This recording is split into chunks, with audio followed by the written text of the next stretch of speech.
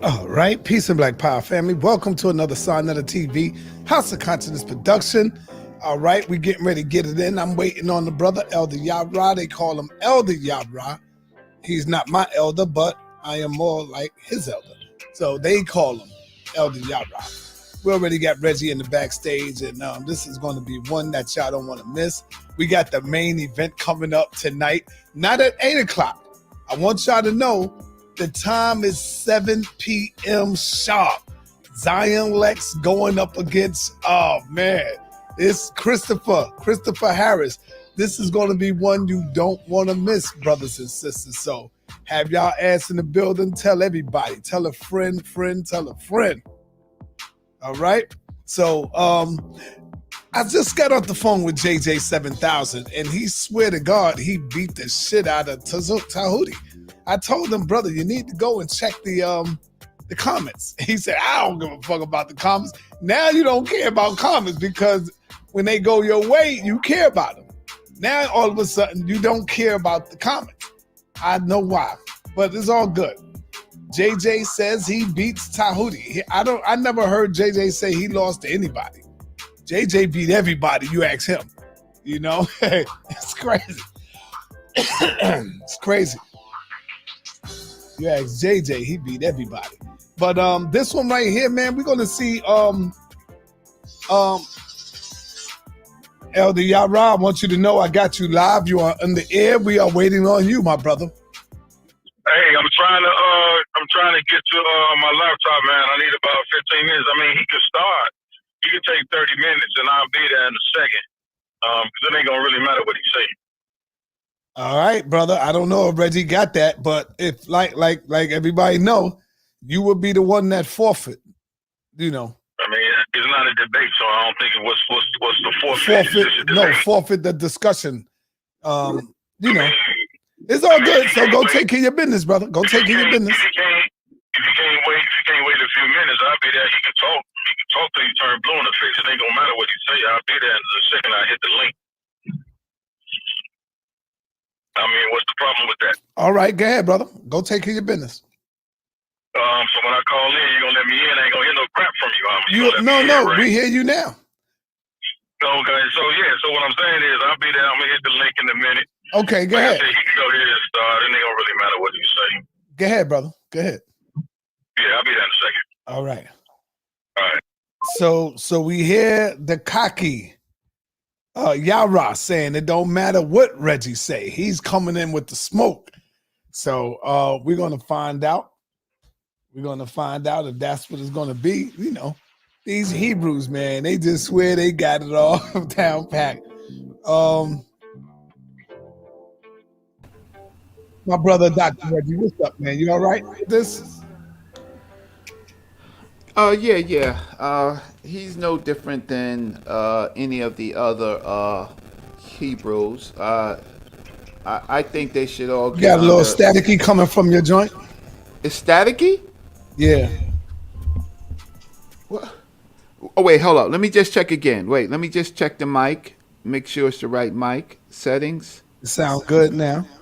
All right. But you got like a lot of air. Like you can hear air. Like so let me see if I could put in some head plugs. I got air. Damn. All right, like I was saying, y'all, we got the great debate coming up. These two right here, I really got to be in control of this because it can get out of hand. Luckily, and I know what part is going to get out of hand too. I'm going to tell y'all. It's when you cross-examine each other because both of them got to have their mics on. So watch my words, y'all. It's when they cross-examine each other.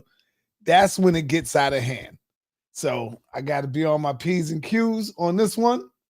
And it's going to be great. Yeah, I don't want to miss this. We waiting on Yarah to come through. I think he's feeling a little pressure already from my brother Reggie. And we're going to see what it is in a minute. Meanwhile, let's get some entertainment going. Let me see if I can get somebody in here. Let me get somebody in here real quick. I wish I had the contact to my brother, the comedian brother. Mic check, mic check, mic check. Can you hear me? I hear you, brother. You good. You sound good. All right. Come on, brother. All right, hold on. Hey, JJ, I'm live.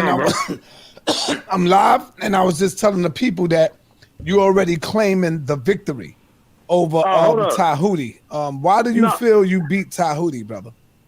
Okay, Mighty Hebrew said I won. And who is Mighty Hebrew? Who's Mighty Yasser Hebrew? said I won. These are debaters. These are Hebrew Israelites? Let me ask you something. What you need to do in your show is get... Hold on for a minute, my brother JJ. I'm asking you, are these people who said you won, are they Hebrew Israelites? Yeah, the Comedics who say he won are Comedics. So what's the difference? Come on, bro. Who's Comedic that said... I enjoyed the debate. Hold on. Who's Comedic that said Tahuti won? Who? You. I didn't say Tahuti won. I didn't tell you who won, brother. What are you talking about? Okay, it's all good, bro. See how you lied on me just now? Son, hold up. Let me speak to the people. Yeah. I enjoyed the debate. You know what I'm saying? Like, hey, it let you know that I told you to look in the comments, and you said the hell with the comments now. Like, okay, yeah. All you gotta do is look at the comments. If you won, believe me, if you was bringing that knowledge, you think the people is gonna say, "Nah, JJ lost." No, they ain't. Okay. No, when Tazariak kick ass, they say, "Man, Tazariak killed them." Okay, they say that. Son, watch this. Let me say this real quick. Now, when Zion Lex went against Tahuti, and your audience voted for Tahuti, you said they was dumbing in a box of rocks. What are you doing? I don't know what you're talking about, man. No, yeah, you know. No, I don't know, because I was rooting for Tahuti too. Bro, come on, bro. You listen. You gotta stop that. You gotta stop lying, JJ. I'm gonna pull it up when I come back. You Hebrews lie too much, man. Tahuti, let me say this before I get off the phone. Tahuti didn't prove that there's proof there's a historical fact of an Alexandria library. Your council, but he don't have to prove that because he don't have to prove that, JJ. That's not what the debate is about, brother. He do because he built his lie off of the goddamn council, the Council of Alexandria. Your letters are curious, and your fake ass library. None of that shit exists, bro. So let's go look the shit up for yourself. But I really enjoyed this debate, man. Like I said, Tahuti, you got your ass whooped. Shalom, barakatah.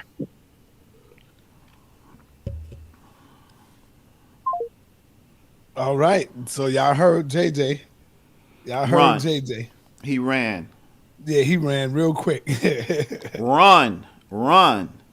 I think they should. I think all these Hebrew Israelites, I think their problem is, I think that they should do what Captain Tazariak and General Yohannes say.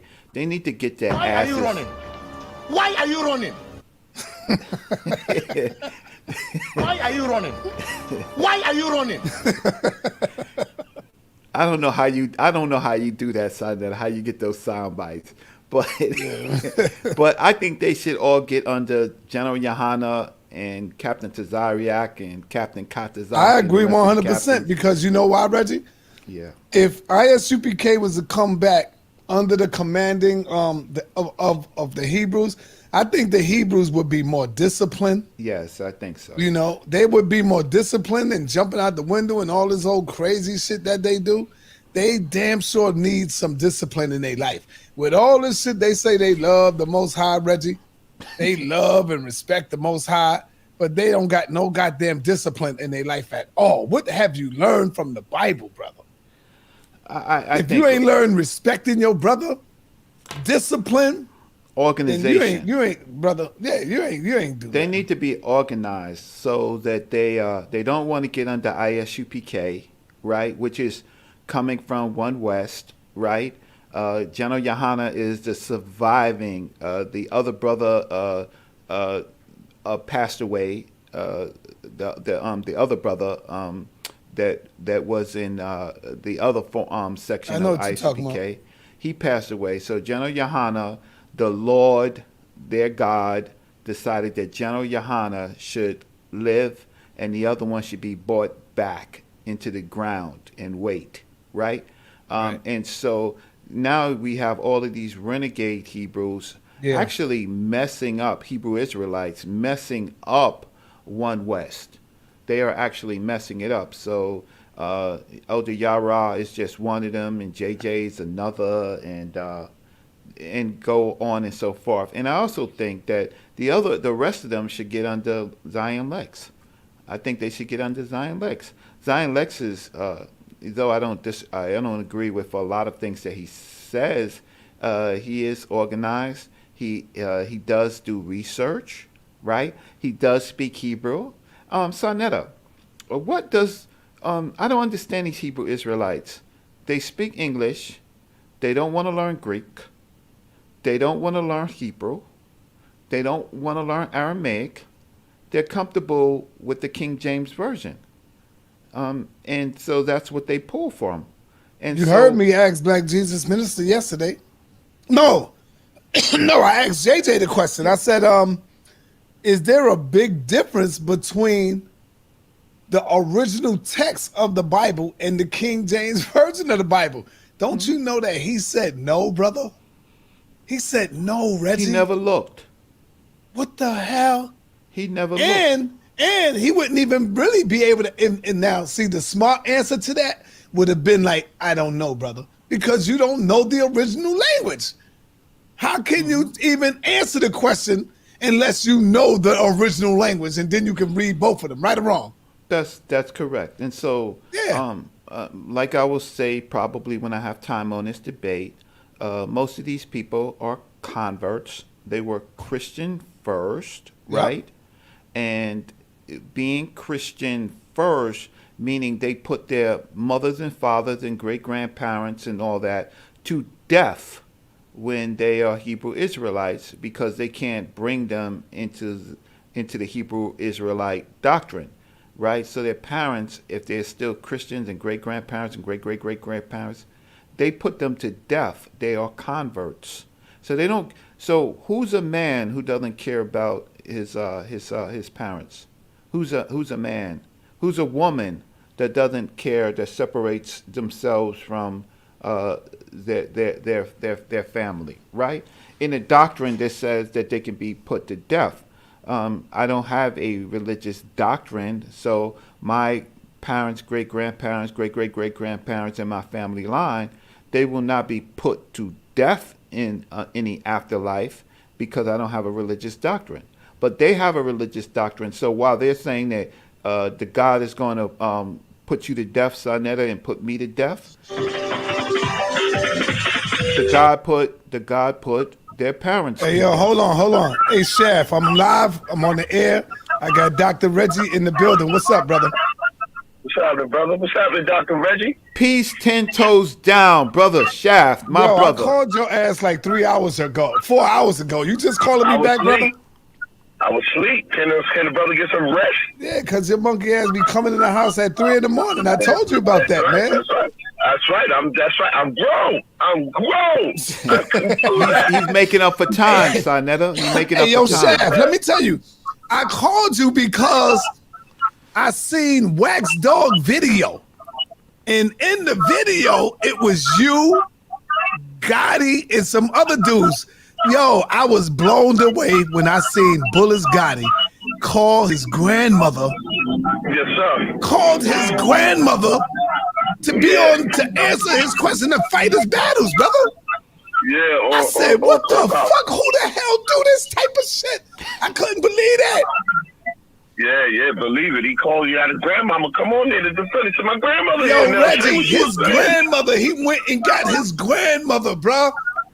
and she got on the phone and said, I'm talking to my lawyer.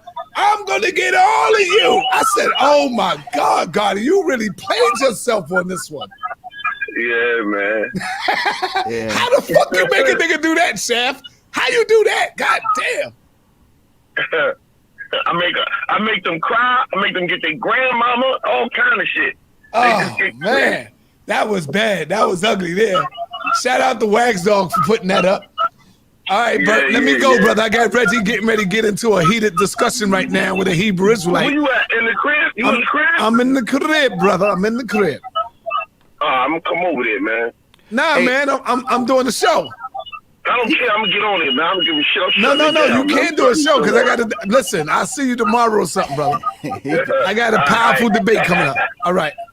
Hey, Sonetta, what I I would crash the party and shit. Like, come on, that's man. my brother. He got wisdom. Sonetta, I would like before Elder Yarah gets to his temple or to his church, because he's Christian. I would like you to play the trailer. Not a Christian, but Christian doesn't bother me. But you should. All right, hold on, Yarah. What you were saying, Reggie? I would like you to play a trailer.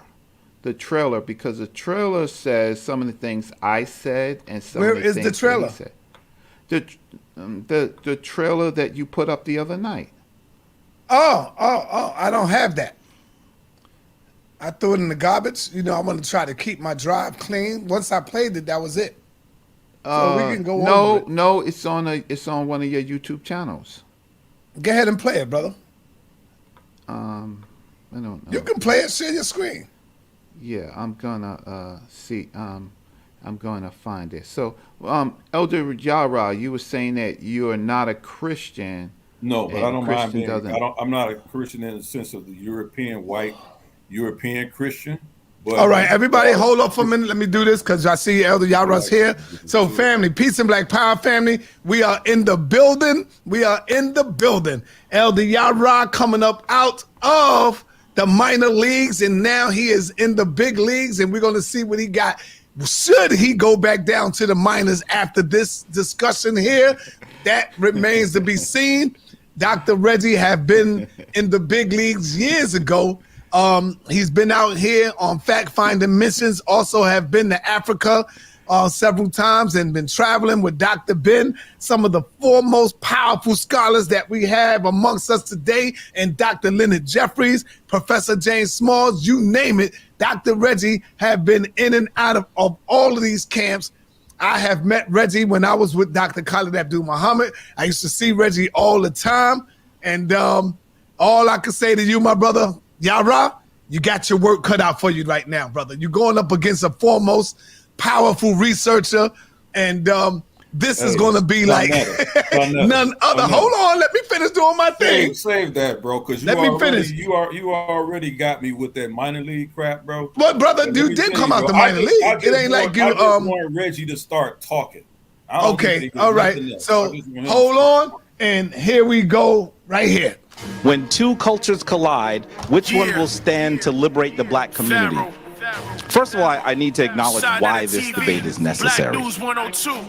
Whose words will survive when we purge the lies that curse the divine, cast the pearls to swine, reverse the design, even merge divide, side net TV when two worlds collide, might hurt to decide just who verbs will vibe when we curve all the jive, whether girls or guys, no herbs left alive in this earthly skies, side net TV when two worlds collide, clash of the titans, facts will enlighten, some spitting mad but they ain't half as exciting, this platform we battle for the souls of man, those kidnapped and trapped upon stolen land, doesn't matter where you at on this earth, Africa's the true origin of your birth, teaching you true health and wealth, knowledge of self-worth instead of killing your health, going to jail over turf, we all truth seekers asking questions, should we seek them in the shrine lodge or the lessons, is the answer ancestral science or religion, is it freedom or Willie Lynch a little different, is it Indian, Aboriginal, indigenous people, should we worship money, is it still a root of all evil, we all born with mental shackles if we black, and the only thing that's gonna free us is the actual facts, whose words will survive when we purge the lies,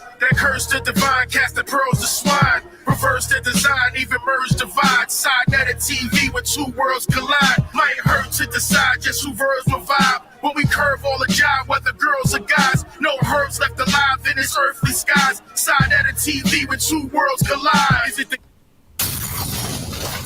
All right, let's get this thing started. Let's get this discussion started. Being that we are just having a discussion here, I'm going to give 2 minutes to both of you brothers to answer the question. I think that's a long time. 2 minutes. We ain't doing no round one and round two because this is not a debate. This is going to be a discussion. So if you brothers have any questions, you will have 2 minutes to answer the question without being interrupted. Yeah. Are there any questions, brothers? Yeah. I do think that both of us have slides, and so 2 minutes. Yes, y'all can have slides. Y'all can do your slideshow, but I'm talking about when you have a question, y'all will have 2 minutes to answer it. Now, if you finish less than 2 minutes, that's cool. That's cool. You know what I'm saying? You ain't got to go for 2 minutes. You can just answer it in probably 10 seconds and it's done. But the limit is 2 minutes, so y'all won't go on and on. I want to give y'all both equal time. That's what I mean by that. You know what I'm saying? Right. All right. Okay.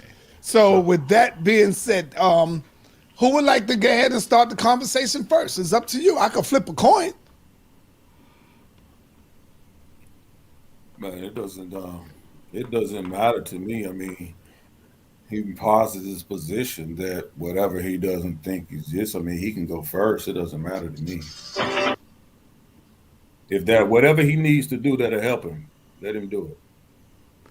Okay. So, well, I don't think that I'm the underdog, but this is not about I an think underdog. that We're either talking about Hold up. We can't talk over each other. We cannot do that. That's what I'm saying. So this is what I mean. Like, this is not about an underdog. This is about either him taking an affirmative or a negative position. Okay, so go ahead. You can start the conversation first, Yarah. So is that what he wants to do? I don't even. What does he want to discuss? What's his first order of topic? NASH Papyrus. Is it a manuscript? You discussed the NASH Papyrus, and you said it was a manuscript. Right. And so let's discuss the NASH Papyrus. And, so, as for context, are you saying that it's not a manuscript? I'm saying that it's not a manuscript. Okay, great. So let's continue. Let's go. Okay. So, go ahead. You said the NASH Papyrus is not a manuscript. So no, you're trying to trick me. So go ahead, Yarah. Prove that it's not a manuscript. That's all. Hold on. Yeah. All right, I'll tell you what. No, I got it. I got him. Go ahead, because I was going to go get a coin and flip it. No, I got him. Don't worry about it. It's not that serious, man. It's not that serious. I got you. I'll do something for him really quickly, man. We're just going to deal with it that way. All right. So, let me share my screen. Okay, now being that y'all sharing screens, I just thought about it so I could give y'all both equal time. I'm going to put 5 minutes on this sharing the screen. So whoever's sharing a screen, y'all can have 5 minutes of sharing the screen and 2 minutes of answering the question. So that way we could be even with everything. That's perfectly fine. That's perfectly fine. So, all right, let me share my screen.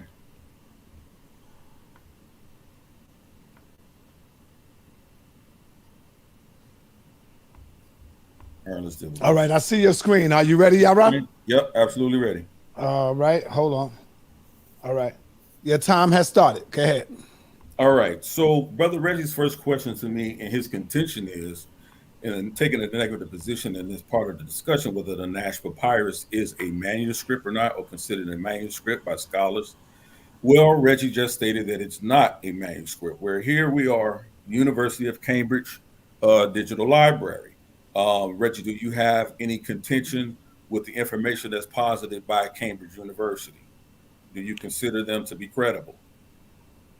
I have a contention because it's if you call it if they're calling it a manuscript, they are doing how can I say overreach? Okay, so you're going to show. So as I continue in this, you're going to show us your evidence of what overreaching is in this particular part of the discussion, where you're going to show where it's not a manuscript based on the consensus of scholars. Yes, I am. That's what you're going to be able to do. Yeah, that's what Okay, so let's continue. So it says the NASH Papyrus, right, or MS, a manuscript, or 2033. This is from Cambridge University. It says the NASH Papyrus is a 2nd century BCE fragment containing the text of the Ten Commandments, followed by the Shema. Prior to the discovery of the Dead Sea Scrolls, it was the oldest known manuscript containing the text from the Hebrew Bible. The manuscript was originally identified as a lectionary used in liturgical context.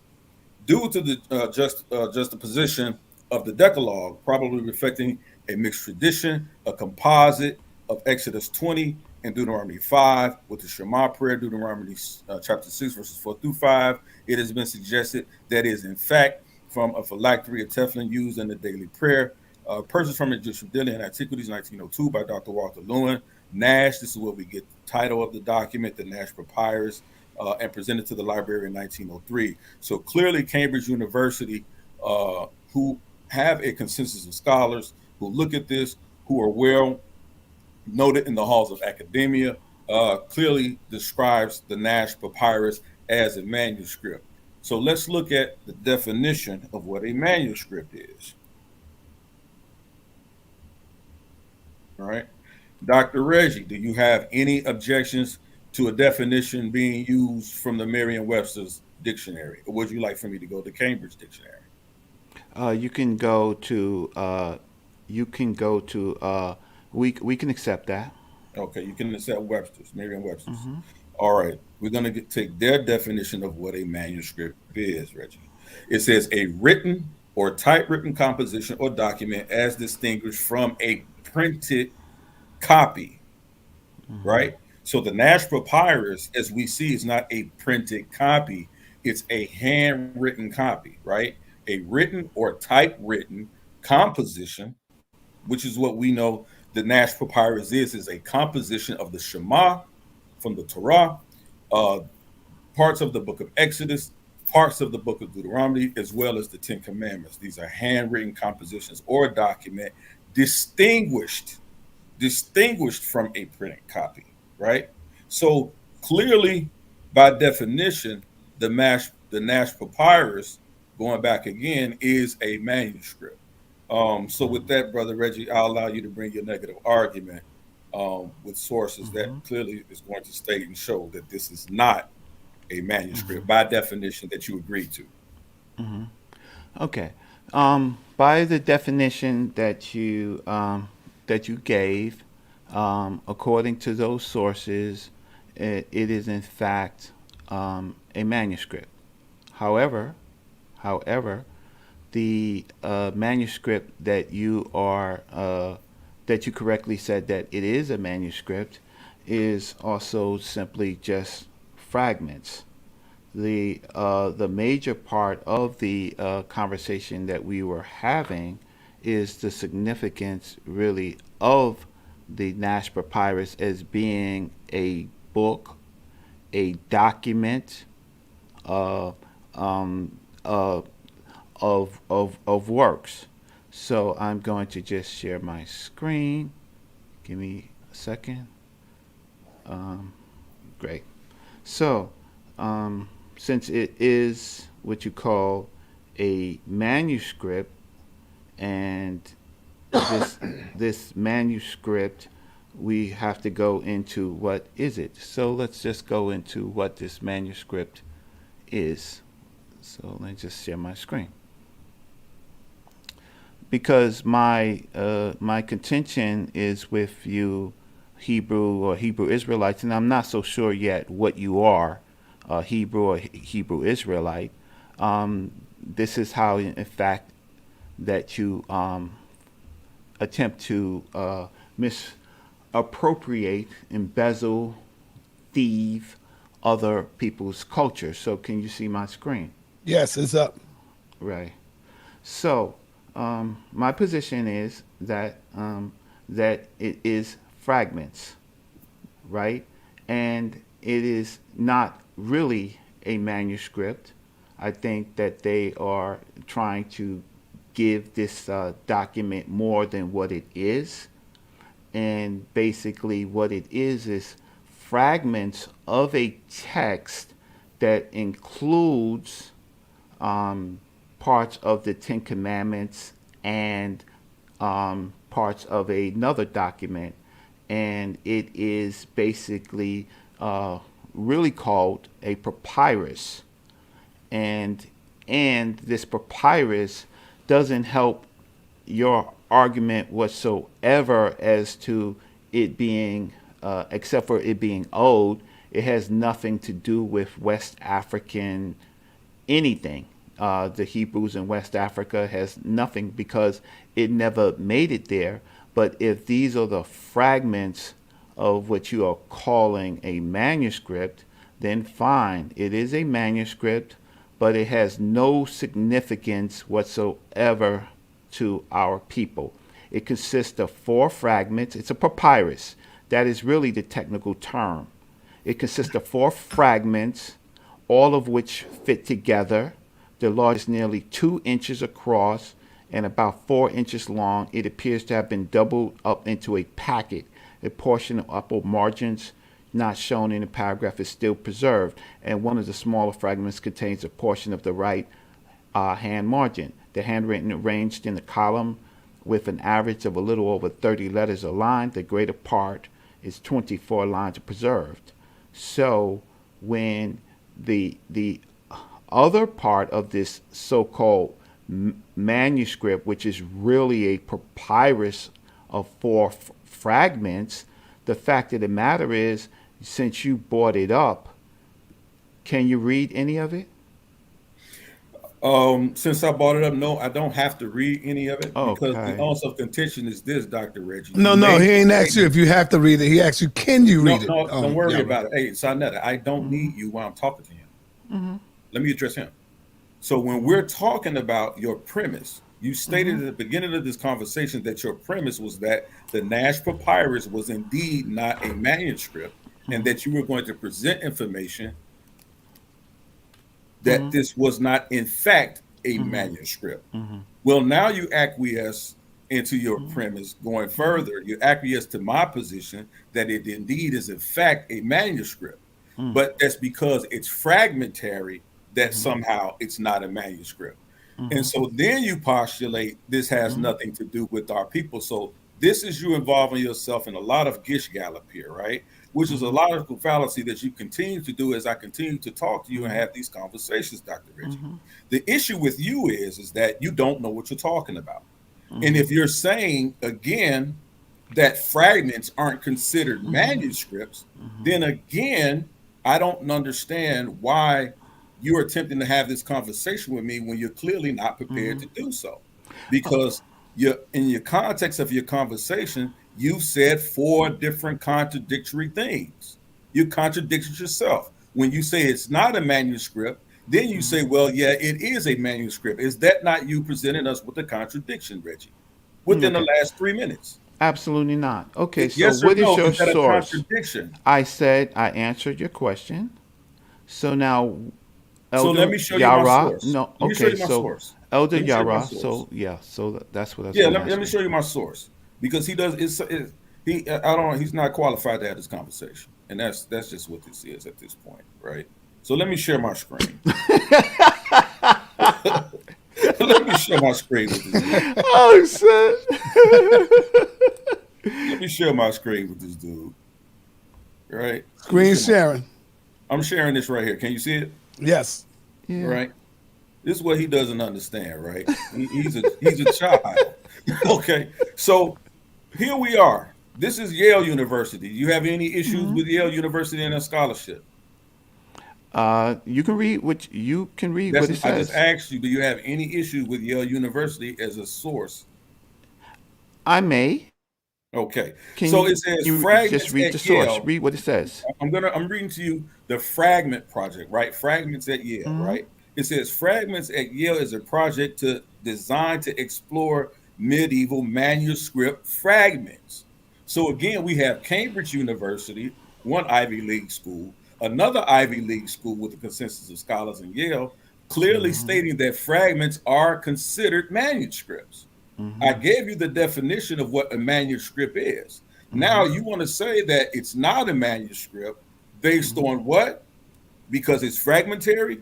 The consensus of scholars don't agree with you. So based on your premise alone, Dr. Reggie, you failed on this contention. Your point is moot. And you haven't any evidence. Hold on. You haven't shown any evidence where the NASH Papyrus, first of all, you said it's actually a papyrus. The papyrus is actually the medium that it's written on. That's it. Okay. It has nothing, hold on. It has nothing to do with the inscription or the writing itself. It's just the mode, it's just the medium that it was written on. It's written on papyrus. That's it. So when you try to equate papyrus, with something being, whether it's a manuscript or not, you fail again at your argument, because I can write a manuscript on a leaf. I can write a manuscript on a brown paper bag. I can write a manuscript on the back of a cardboard box. It's still a manuscript. The papyrus is only the medium. So again, your 3 points of contention fail. Okay. So can I speak? Let him finish, Reggie. He still got 2 minutes. Like this is sad. And then when you say it has nothing to do with our people at all, where we clearly see that these were written, the NASH Papyrus was written in the Nile Valley. Are you saying our people are not connected to the Nile Valley? Is that your contention as well? So I don't understand when you keep saying this is not a part of our people. Okay. Are you saying that our people do not hail from the Nile Valley regions? Is that what you're saying? Are you saying this is another group of people who came in and wrote in the Nile Valley, where these were discovered in Fayoum directly, in Fayoum, Egypt? So I'm clearly not understanding your connections into what you're saying, Reggie. You're saying a whole lot of stuff that makes absolutely no sense. Okay. So can I speak? I don't think you really can, but you can talk. Yeah. Thank you so much. Yeah. All right. So when these Hebrew Israelites are misappropriating Hebrew, and they are trying to apply it to our people, I'm still waiting. I was still waiting for a source where he was going to actually pull up the document or the fragments and find out if that it was originally called a manuscript. When I'm sharing my screen, I'm sharing my screen from a share my screen. I am sharing my screen from okay, so yeah. So let me just share it again. So I don't know if it's up. Stop screen. Yes, I see it, Reggie. Which one you sharing? Oh, you just I'm saying the same one. Yeah. Okay, so let's go back, because what he's trying to do is he's trying to make it more than what it is. The fact of the matter is that it is a Hebrew papyrus. Screen sharing. It is called the Hebrew Papyrus of the Decalogue. Right? Hebrew, it's sharing, brother. Yeah, it says the Hebrew Papyrus of the Decalogue, and this is the original document in which it was written about, and it's called the Hebrew Papyrus of the Ten Commandments.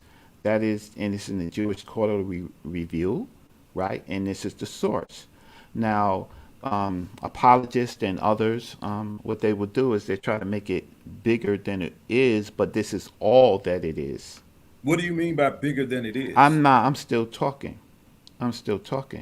So the question is that what this fragment piece does is it's nothing more than this, except for it's just a fragment. So then when we look at papyruses in ancient Egypt, right, we don't call those things manuscripts. We simply call it what they are, papyrus. So it's very interesting that when apologists get documents, they try to make it more than what it is, and it's simply just a papyrus. Now the next part, so it's all it is. It's damn fragments of a prayer, right? So, but the larger part of this conversation that we are having is the significance of the NASH Papyrus. Now, you had said in your comments that you try to attribute it to black people, try to attribute it to our people, and all of those things are false because this has nothing at all to do with our people until the invaders came into Africa, into Alexandria. And this is a document written, matter of fact, this is written on Greek papyrus. And so it has nothing, since it's written on the medium of Greek papyrus, right? It has nothing at all to do with our people. So I'm on this conversation, we are going to try to figure out if this got into West Africa and how it got into West Africa. And so my contention is that it is what it is. It's a Hebrew papyrus, right, of the Decalogue, right, and it contains portions of the Ten Commandments, right. No, and it contains the full Ten Commandments. It's okay. It's a fragment, so some of the stuff is cut off. No, so, not the Ten Commandments that are listed there, that are written there. That's right. That's in full.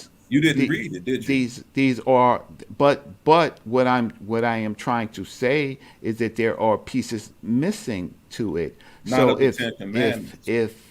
if so, these pieces right here that are outside of this box, right, and these pieces here, you're telling me, that's the problem with you Hebrews. You are trying to actually fill in stuff. No, so why don't you wait? Why don't you pull up a source, right, and show that this is complete? I'll pull up a source that it says it contains the full Ten Commandments and not fragments of it. Yeah, it's fragments. Because that's the point of it. No, it doesn't contain a fragment of the Ten Commandments. The full Ten Commandments are listed on the NASH Papyrus or the Hebrew Decalogue, if you want to call it that. That's perfectly fine with me. The full Ten Commandments are listed there. It contains fragments of the books of Exodus and the books of Deuteronomy, but the full Ten Commandments are written and listed there. So that's not a point of contention with any scholar besides you, Dr. Reggie. Okay. So you're a minority. You're not the majority. So you're not the consensus of scholars on that. So that's there. So are you saying that there's no way that we can show a connection from what's written on the NASH Papyrus, the Ten Commandments, in the west coast of Africa pre-colonial times? Well, okay, so we are trying to Is that your point of contention? Yeah, now? my point, I can speak my point of contention directly. So what I tried to say is that this is in fact a fragmented document. It was written on Greek papyrus. You cannot show that this fragment or these fragments, right, found its way into West Africa, right? And when you do show, if you can, that these fragments found themselves in West Africa, you cannot show that these are African people that brought these fragments into Africa and not the European, not the white Reggie. man. Time. Okay, so let's deal with this, Reggie. So first of all, I like I said, I don't know what purpose if you had ever going to Egypt or even studying anything. Share my screen, Sanetta. Share my screen. This is almost child's play at this point. Screen sharing. All right, so this is what he said earlier, right? He says when you have fragments of papyrus, or when you have papyrus that are not Hebrew sources, then they're not called manuscripts, right? Well, let's take a look at this, Dr. Reggie, right? Here's another author's writing, ancient Egyptian manuscripts, right, from Princeton University. Do you have any issues again with Princeton University? This is a third Ivy League school. We've went to Yale, Cambridge, as well as Princeton now. Do you have an issue with them as well in their scholarship, Dr. Reggie? They are called papyruses. Okay, you said, listen, Dr. Reggie, you said they're not called manuscripts. And the issue Reggie, is, I'm talking about. No, answer my question. Did you or did you not say that they're not called manuscripts? I am specifically talking about the NASH Papyrus as did you fragmentary. Not, as Dr. fragmentary. Reggie, say that there's no way that any Egyptian papyrus are ever called manuscripts. Did you not make that statement? They are technically called That's papyruses. A yes or no, Reggie. I am answering it. No, yes or no. I cannot say yes or no. Okay, I will say. You're not going to answer my question. No, I will say. Let's read. No. I've had enough, Reggie. You can't answer a question honestly. This is what I mean about you guys intellectually dishonest. When you say that there's no such thing as an Egyptian papyrus that's considered a manuscript. So again, the manuscripts division is pleased to announce the 10 pharaonic rolls written in hieroglyphics and heretic script, either on papyrus or linen. So again, we have a consensus of scholars from Cambridge University, Yale, and Princeton all disagree with you, Dr. Reggie. Are you saying you're more qualified and more skilled than these consensus of scholars at these Ivy League universities that have actually gone into Egypt, not as tourists, but have actually analyzed these documents, that actually reading these documents and actually translating these documents, of which I believe, can you read any of them as well? Because I have a few I can pull up for you. Can you read these Egyptian manuscripts? Some in part. Some in part and not in part. Right? So basically your answer is no. Right? No, that's not my answer. But So let me continue. It says these rolls are the oldest parts of the Princeton's papyri collections, right? Most of these came to them to Princeton as part of extensive 1942 from a gift. I'll go over that. I won't beleaguer the time on where we got them from. We see the heretic text. We see that one of these, a hieroglyphic Book of the Dead, a pharaonic roll from the New Kingdom 1819 dynastic period. But why are they calling these manuscripts? Because that's what they are. And you keep talking about what they're written on, sir. Greek papyrus doesn't mean that they're written by Greeks. That just means what they're written on. That's it. But these are languages in context and ideas written by specific groups of people. So when you come on here being intellectually dishonest again, Dr. Reggie, want to hype on the term whether or not it's written on a papyrus, I just told you, it could be written on the back of your head. Your skin would be still considered a manuscript. Okay. That's it. Just like some documents are written on sheepskin. Okay. How long does he get to talk? So at the end of the day, Dr. Reggie, you're wrong on every point of contention that you made. Now, here's the issue. You want to say, can we show the NASH Papyrus fragments in West Africa? That was never the contention of this argument or the debate. That's, again, you trying to shoehorn your ideology and your intellectual dishonesty in this conversation. Again, Dr. Reggie, can we show, and let me show that. 41 seconds. Let me show the NASH Papyrus, right? Full 10 Commandments, right? Because that's what we want to know, right? Deconstructing the NASH Papyrus, and then I'll get into a presentation, right? It's a small piece, 1-hour papyrus, upon which both the 10 Commandments and the Shema Israel are written in blank ink.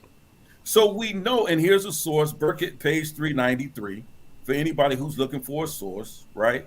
Here's another source for as well, the NASH Papyrus and its content. So we have from Cambridge University as well, Stanley Cook in 1903. So we clearly have the full 10 Commandments and the Shema listed. That's not fragmented on the NASH Papyrus. Time. The Hebrew Decalogue. That's not fragmented, and I can clearly show you that the Ten Commandments in West Africa pre-colonial times. Okay, so let's get to this. So let me. Is my screen being shared or his screen being shared? Not yet, Reggie. Not yet.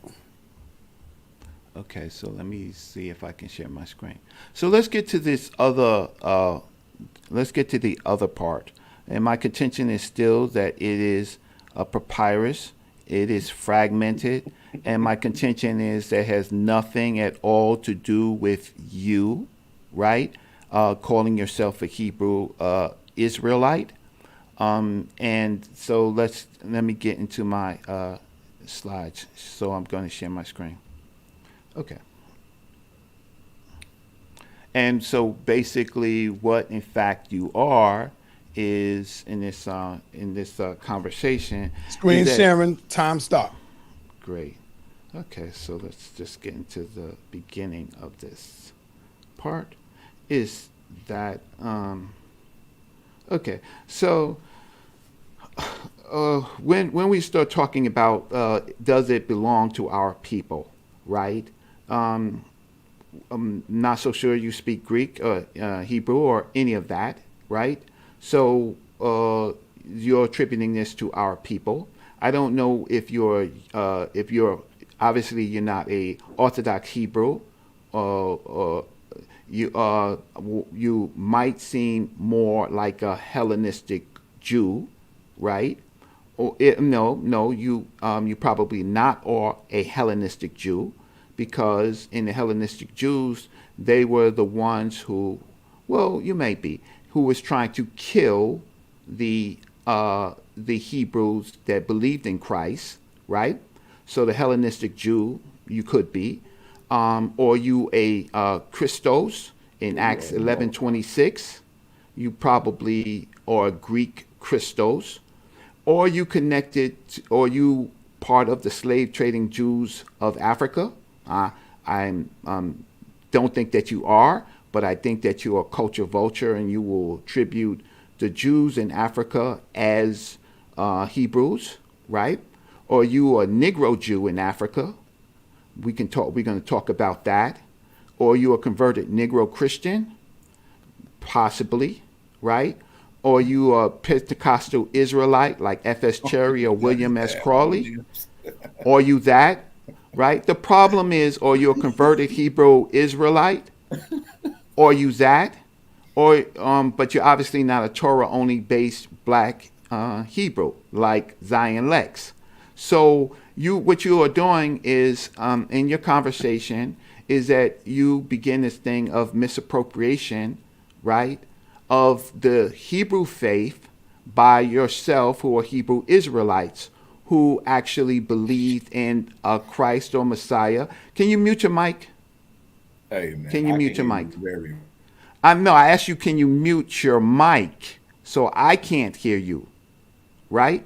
So the question is, when we have this conversation, it goes from this root of who the hell are you?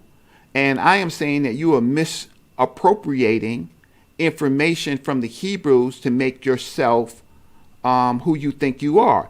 And it starts probably right here with Babylon to Timbuktu, when in Babylon and Timbuktu, Windsor goes through a whole group of Jews that are in Africa, and that he attributes them to being black Jews. But they are not black Jews. These are Jews that came into North Africa from various times, escaping Rome, right? And other types of persecution. And so they find themselves in it. And so he gives a whole list of different Hebrews that come into the area. And he basically, in one sense, he says that they are it says, when he's talking about the Africans, he says that they're among nomads of Algeria, the Small, the Hanasha, the Trosses, the Masma, the Mujirin, the Kabites, the Tuat. You will find among them the Yusufan, the Gorini, excuse my pronunciation, Brahmi in Tripoli. You will find them in southern Morocco among the powerful clans of the Dogotans who control the roots of the Sudan southwards. They are non-Jewish by religion, but aware of their Jewish origin. So he says, and so he admits that there are not Jews. The Daguetan Jews are scattered in clans through many caravans, routes, oases of the Sahara and the Sudan. Gabi says that the word Daguetan means traders. Well, they're actually slave and gold traders. They're located near Timbuktu and hundreds of miles northward. They are also found east of the Timbuktu and Gao. The two main factors that motivated, this is Windsor, right, the black Jews to penetrate into North Africa were commerce and persecution. But he doesn't qualify that they are black Jews. He only says that they are black Jews, but Yarah has to show that they are, because we want to find out who the black Jews are. Also, those factors impelled 15 seconds. Impelled them to migrate to Central Africa. So the question is, the Jews that Yarah will try to find in West Africa, these are not black Jews. These are Jews escaping from Rome and other places into Africa. So my time is up, and we continue this conversation. Yes. Elder Yarah, your time is on. Unmute your mic. You good? Go ahead. Yeah, let me share my screen. So let me get into this. This is child's play. Don't ever, man, again in your life, brother, ever do this again. Don't ever do this again. All right. So let's do this, right? I'm going to take it. So you brought up the Daguetan, and I'm glad. Screen sharing. My screen sharing. So you brought up the Daguetan, right? By Richard. Time start. Right. The Daguetan, Richard Gotel. And you guys can see the source on here. This is from the Jewish Encyclopedia. It says they're a nomadic tribe of Jewish origin living in the neighborhood of Timinet in the oasis of Tuat. Time out, Yarah. I'm going to stop the time. I'm going to start it all over real quick. Okay. To the mods, please remember, I keep telling y'all, let the people say what they want, as long as they are not being disrespectful and profane. If they go against Dr. Reggie, so be it. As long as they not being disrespectful, let them say what they want to say. Thank you. Go ahead, fam. I'm gonna start the time all over. Okay. So again, I'm glad he brought up one of the tribes who he claims that Dr. Renzer was saying were not black Jews or people of color. He's incorrect. He actually mentioned the Daguetan tribe. So the Daguetan tribe by Richard Gotel clearly says this. They are a nomadic tribe of Jewish origin. And listen to what he says. According to R. Mordecai, the Daguetan live in tents and resemble the Berber Tuaregs, among whom they live in language, religion, and general customs. They are fairer in complexion than the generality of African Jews. Not that they're white or Arab, he said, but they are a lighter complexion of the African Jews, Dr. Reggie, and are still conscious of their Hebrew, their Jewish origin. So that's your first destruction on the Daguetan. Then he says they are subject to the Tuaregs who do not intermarry with them. R. Mordecai is the authority for the statement that the settlement in the Sahara dates from the end of the 7th century when Abdi al-Malik ascended the throne and pushed his conquest as far as Morocco. At Tenement, he tried to convert the inhabitants to Islam, and as the Jews offered great resistance, he exiled them to the desert of Aha, as he did also with the Tuaregs who had only partially accepted Islam. Cut off from any connection with their brethren, these Jews in the Sahara gradually lost their Jewish practices and became normally Mohammedans or Muslims, Dr. Reggie.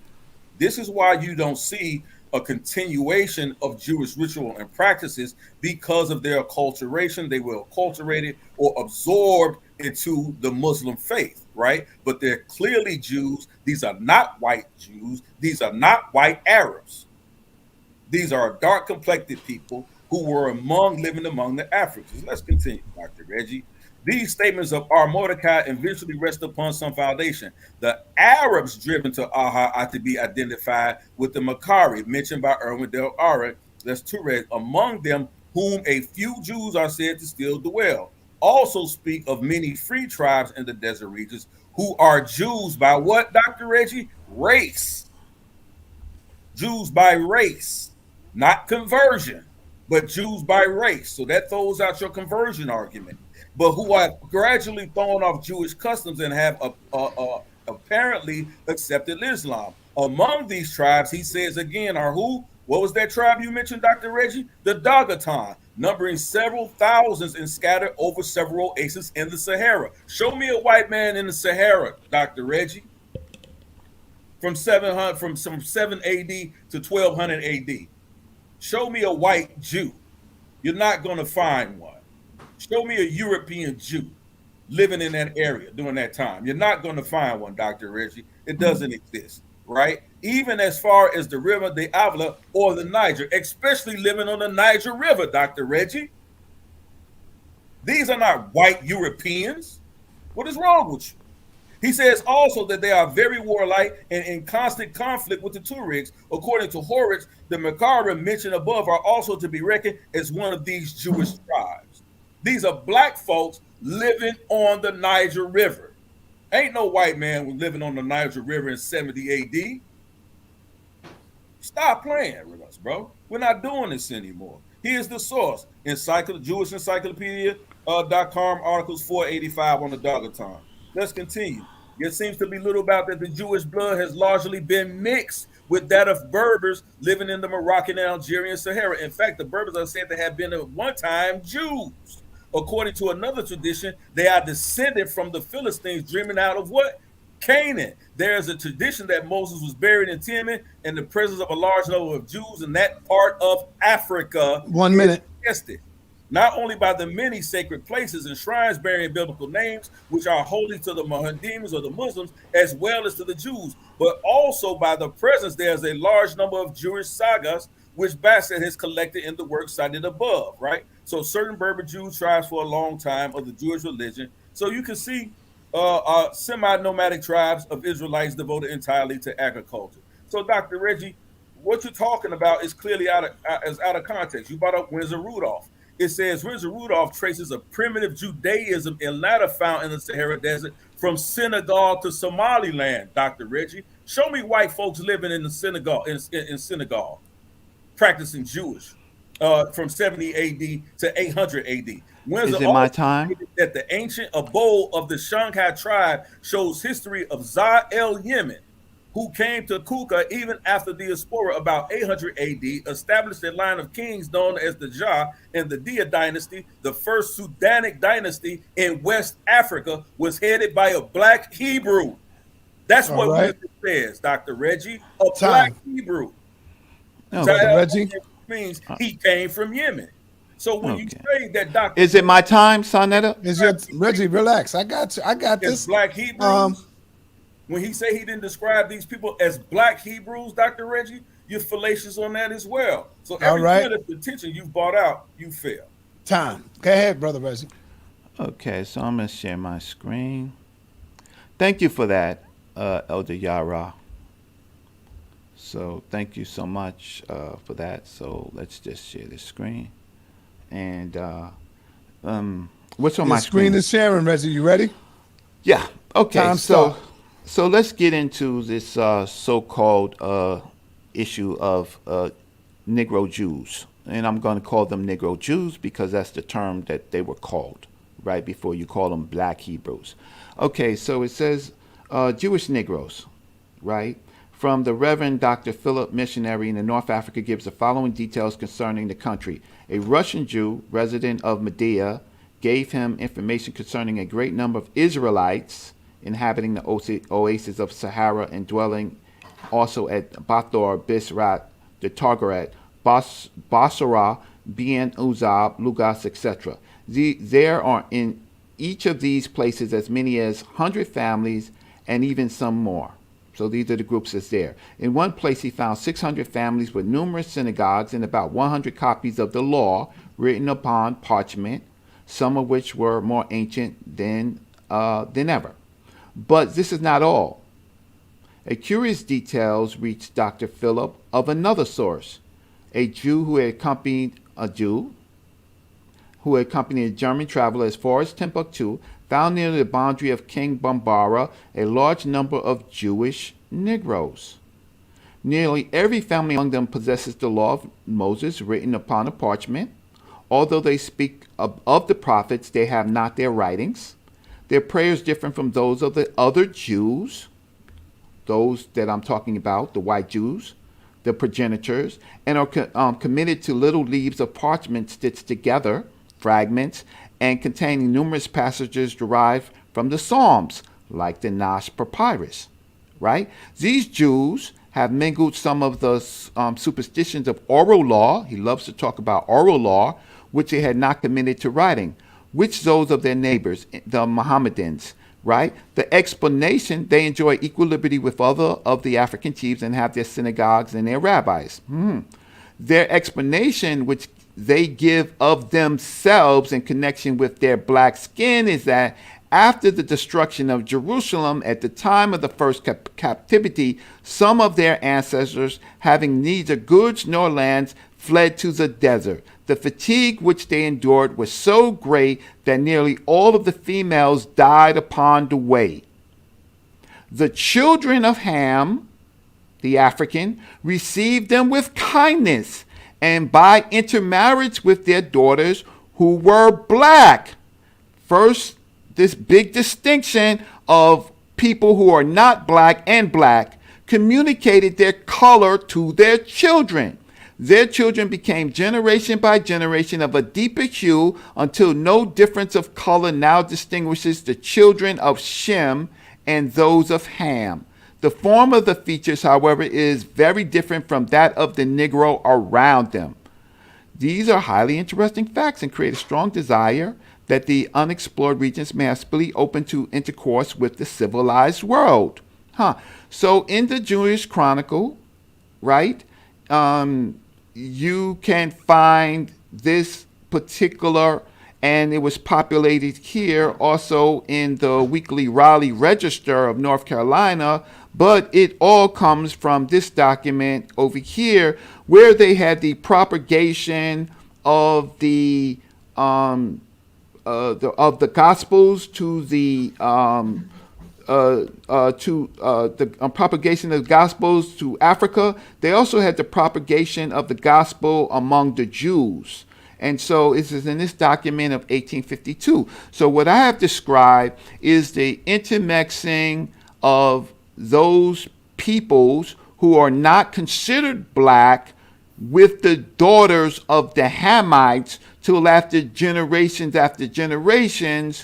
the color of the original forefathers who populated the area became black. So this is a better description of actually what actually happened in history from a particular source.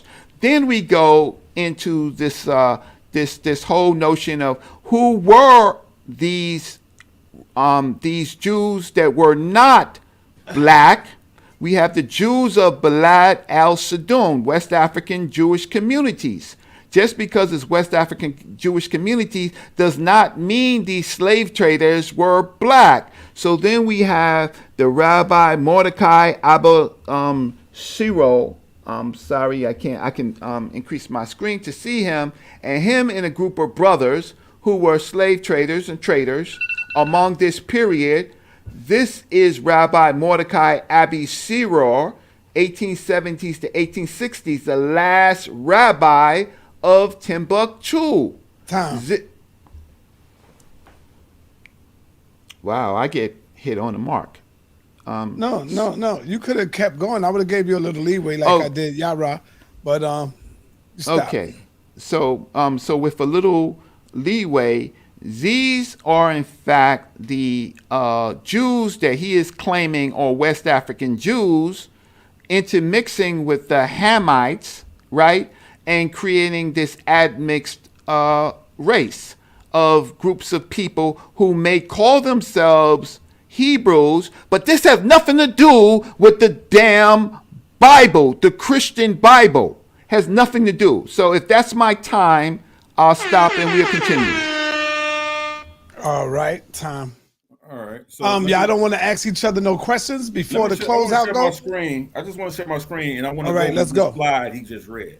Yeah, let's get to the question because remember we got Zion and Chris coming up at 7 o'clock. He just read. I want to go over the slide he just read. Right. Let me show this real quick. My screen. Your screen is sharing. All right. You ready? Yep. So time start. So this is the slide he just read, right? So he's saying that all of the Jews that were considered black on the west coast of Africa by all these various explorers that we have in history, this particular article that he reads is only talking about a specific group of Jews, a specific group of black Jews, not every Jew or every black Jew that was found or living on the west coast of Africa. This is only talking about a specific group. And let me show you where he fails, because not in any of this what he read that it says that these were white Jews that were mixing with the children of Ham. It never says that. So he's interjecting that into this article. And this is where these guys are intellectually dishonest again. He's not going to ever be able to show it. Watch this. It says the explanation they gave, which they gave them the connection with their black skin is this, that after the destruction of Jerusalem at the time of the first captivity, right, some of their ancestors, having neither goods nor land, fled to the desert. The fatigue which they endured was so great that nearly all of the females died by the way. The children of Ham specifically means indigenous people of the land of Africa. That's all it's talking about. The darker Europe people. Just let me give you guys a visual. Those people who would be considered that would look like a minute bowl, those type of people, the heavier you people. And they're going to say this in this article. Watch.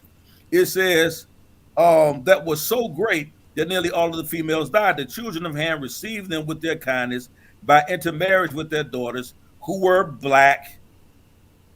Y'all get that? And by intermarriage with their daughters who were black, communicated their color to their children. These children became generation by generation of a deeper hue. So in other words, these Jews, these black Jews that had fled into West Africa already had a dark complexion. They already had a dark complexion. But when they mixed with what they call the children of Ham, by generation and generation, they had a deeper hue. If they didn't have any hue at all, Dr. Reggie, they would have been called white or considered white. But they weren't considered white here, Dr. Reggie. They just said by the admixture, they became a darker complexion of Jew or Hebrew. That's what it's saying. Reading comprehension is important here, people. And a lot of times when these guys who are completely intellectually dishonest, they're either that or they're liars or they simply can't read. I don't know which side Dr. Reggie falls on, but he falls on a little bit of both if he wants to pull this type of information out. It says they became a darker hue generation by generation. Not that they didn't have any color at all, because that's what hue means, Dr. Reggie. It means color. So it means they had color. Reading comprehension is very important. Let me get back into some of these slides, right? Because I want to show him where he clearly has no understanding, right? Clearly has no understanding. And what he wants to try to do is simply make this about me. This isn't the conversation. But let's talk about the NASH Papyrus and the Elephantine Jews, right? Let's talk about that really quickly. The NASH Papyrus, we know, was written by the Elephantine Jews. The papyrus containing the 3 Israelite songs was discovered in the 19th century at Luxor, 500 miles of the Mediterranean coast. It used demonic, a cursive Egyptian script, to write down a collection of traditional Aramaic texts. The handwriting dates the manuscript to the 4th century BCE, right? The name of the papyrus scroll is prosaic, but its contents are dynamite. Papyrus Amorous contains a compilation of about 35 Amharic literary texts, in which he does understand that this quote-unquote NASH Papyrus or Hebrew Decalogue was one found among many. one found among many, right? And so this is what they're talking about here. He says it has nothing to do with the Bible, although the other two never made it into the Bible. The three Psalms clearly belong together. They were eventually composed originally in Hebrew. So we know that these are Hebrew people writing on the Elephantine, on the NASH Papyrus. These are Elephantine Jews. Now let's talk about it. 175 letters and documents in the Aramaic language have been found in the south of Egypt in the neighborhood of Aswan. We could clearly see that these things in the Arab philosopher Ibn Khalid was influential during the 20th century Berbers. This is how we know there's a clear connection to the Nile Valley, where we found the NASH Papyrus, to the west coast of Africa. Jews have settled in the Maghreb since at least the 3rd century BCE, Dr. Reggie. So when you say that, you clearly fail, right? And I could continue going on and on with this all day long. And so I think y'all should get into the Q&A right quick because so here's the thing. So what he did was just Hebrew Israelite gibberish, right? And I'm going to show you what he did to Hebrew Israelite, what he's doing with Hebrew Israelite gibberish, right? So all of a sudden the stamina leaves him. So we go back here. Your screen is up, Reggie. Wonderful. So here we go back to this issue of who were the Jews, and he's not calling this a white Jew. This is obviously for him a black Jew. He's crazy, right? But then we move past this. He's darker than you, Reggie. Don't interrupt me. You ain't got no discipline, right? So then we get into the transatlantic slave trade, clues from the interpolation analysis and high-resolution characteristics of mitochondria DNA lineages.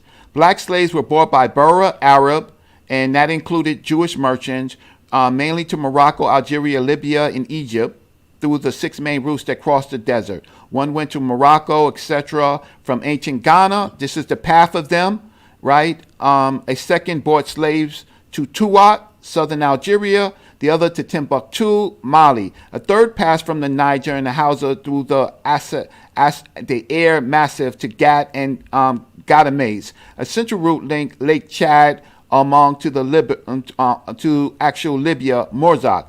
Being one of the most important in slave commerce, it offered oases at irregular intervals that could satisfy the caravan's needs, right? So what I'm saying is that these North Africans who are people who are traders, meaning a whole new population of DNA, considering the Arabs and the Arabs that conquered the Berbers, even if Queen Kahina was Hebrew, the 640 Arab slave trade took over. Then it gave clues. This is way before the transatlantic slave trade. You didn't come over on those ships as Christians. And he's trying to hide that fact because Christianity is banned. But then we get to this part of the document, right, where it basically says genetic study offers clues in history of North African Jews.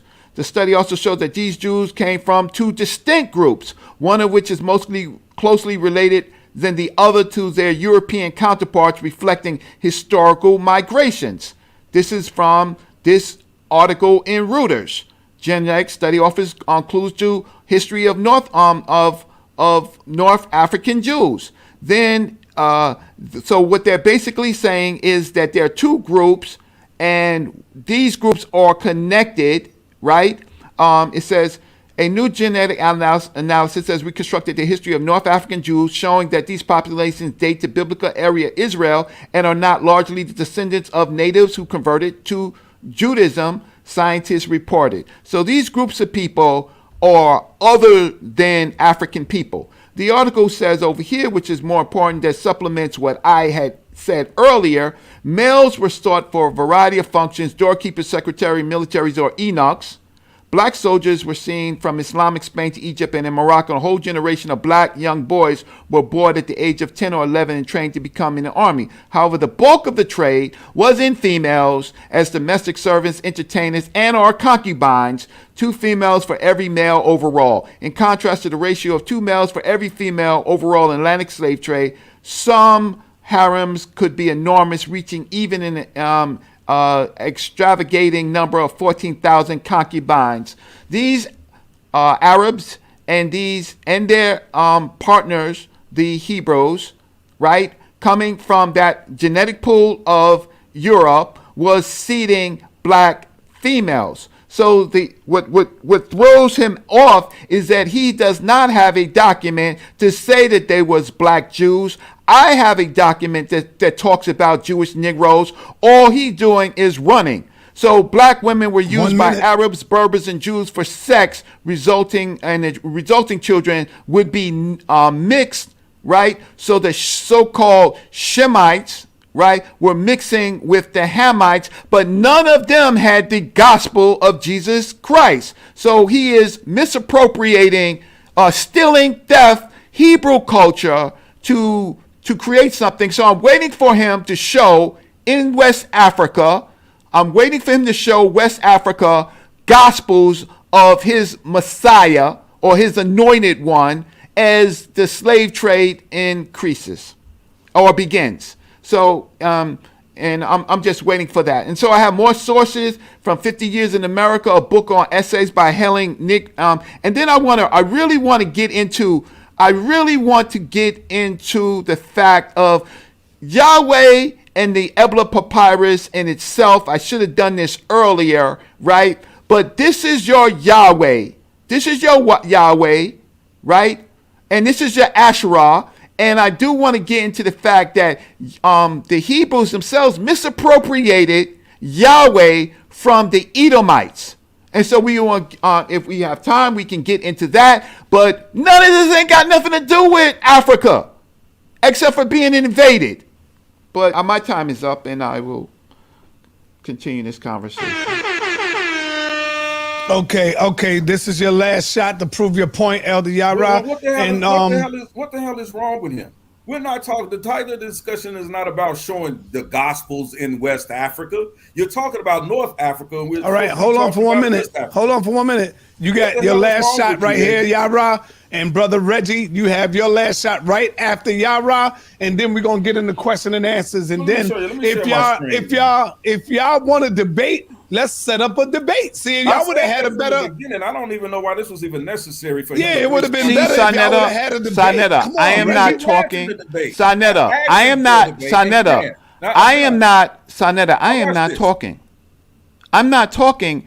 While he is talking, I am just trying to say let him continue. I'm saying what y'all should have did was set up a debate. I don't think do it next week. Hold on, Reggie. Just relax, y'all. Relax. You could have just set up a debate. It would have been better for you. Y'all would have had 3 15-minute rounds because y'all need the time because y'all both got a lot of information and you could have got a lot out at that time. But being that y'all just want to have a discussion, this is the way it go down. You got your last 15 minutes, Yarah, and then Reggie, you got your last 15 minutes. Then we come back with the question and answer between both of you brothers. Your screen is now being shared, Yarah. Yep. So and again, your time as is I starting. said before, he's reading you information. He read an article. He's not reading a document. He's reading an article. He's reading information about people, about a specific group of people that was observed. And so let's continue, right? Let's talk about what he doesn't have an answer for, right?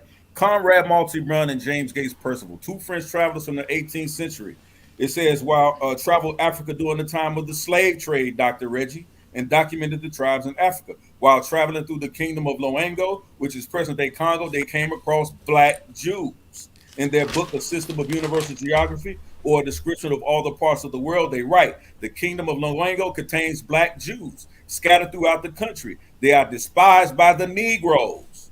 A clear difference there, right? Who do not even desire to eat with them while they are occupied in trade and keep the Sabbath so strictly, they do not even converse on that day. They have separate burying ground, very far from a habitation. Their tombs are constructed with masonry and ornamented with Hebrew inscriptions. So there go your evidence of Hebrews, black Jews. We call them black Jews, Hebrews, writing in Hebrew, practicing in the Shabbat on the west coast of Africa during the time of the African slave trade. Let's continue. The Chaldeans, this is, I'll skip that. I don't even need to go to that. Halford C. Hannon, a British anthropologist, Dr. Reggie, right, wrote in 1934, the Elamites of Mesopotamia seem to be a Negro people, right, with kinky hair, which have transmitted this racial type to the Jews and Assyrians. So again, we have a connection between the people of the Levant and people who are considered Jews and Assyrians to be the same complexion as Negroes with kinky hair, right? You don't have an answer for that, Dr. Reggie.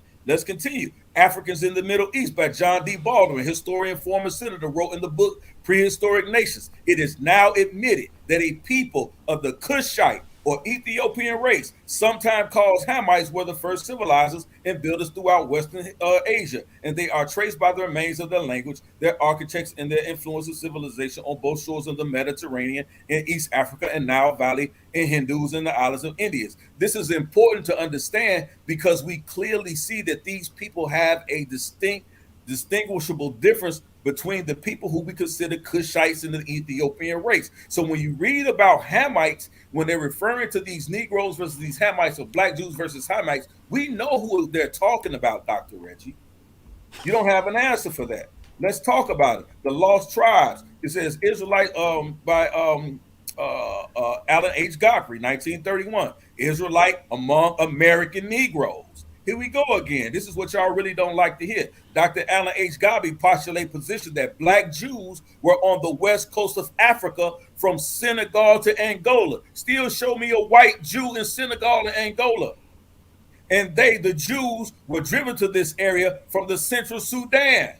Show me a white man in the Sudan, Dr. Reggie. You're not going to do it. You have no answer for this. By Muslim propagandists having a knowledge of the Black Jews in the United States. He postulates that these Black Jews that were driven were taken during the transatlantic slave trade. Dr. Alan H. Godby. Here's the source, Dr. Reggie. You don't have an answer for that. These facts have peculiar significance when the presence of Judaism among American Negroes is to be considered. Hundreds of thousands of slaves were brought to America from Western Africa during the days of the traffic. He's talking about the transatlantic slave trade, beginning nearly 400 years ago. How much more of Judaism survival was among African American Jews in that earlier time? Go read the book. Read, Dr. Reggie. You have no answer for that. Let's continue. As Israelite among American Negroes. 1 minute. Persecuted communities, they were rather more in danger than other Negroes of being raided by war parties and sold as slaves. We know we were singled out from indigenous African groups as a people. It may be considered certain that many partially Judaized Negroes were among the slaves brought to America from the book The Lost Tribes of Myth. We're not talking about conversos. We're not talking about those who converted to Islam. We're talking about those who were actually indigenous people of the Jewish culture by race. Let's continue. John Baptiste, Birds of Diabo, 1697 to 1782. Most of the illness is in his time yet unknown in Europe. He paints several areas. One of them receives the name Negro Land, a broad banner from west to East Africa, including Senegal, Sierra Leone, Guinea, Mali, Niger, and Chad. He gives an explanation. Negro Land was in the past Jewish, not white Jews. The American Presbyterian, he points in his book, Western Africa from 1856, among many observations to a phenomenon, many tribes, no guilt offerings. That's in the Shema. That's in the book of Exodus, in the Leviticus, on the doorpost, and all biblical examples. You see that in Exodus 12 and 7. They were doing this in 1856, Dr. Reggie. It wasn't white on the west coast of Africa in 1856. All right, Brother Reggie, your last and final 5 minutes. You ready? Am I ready? No, Reggie. You said 5 minutes? Ready. Yeah, that's what you've been getting. Okay. So, Elder, have some discipline. I'm older than you anyway. Have some discipline. I just need your information, son. I'm not your son.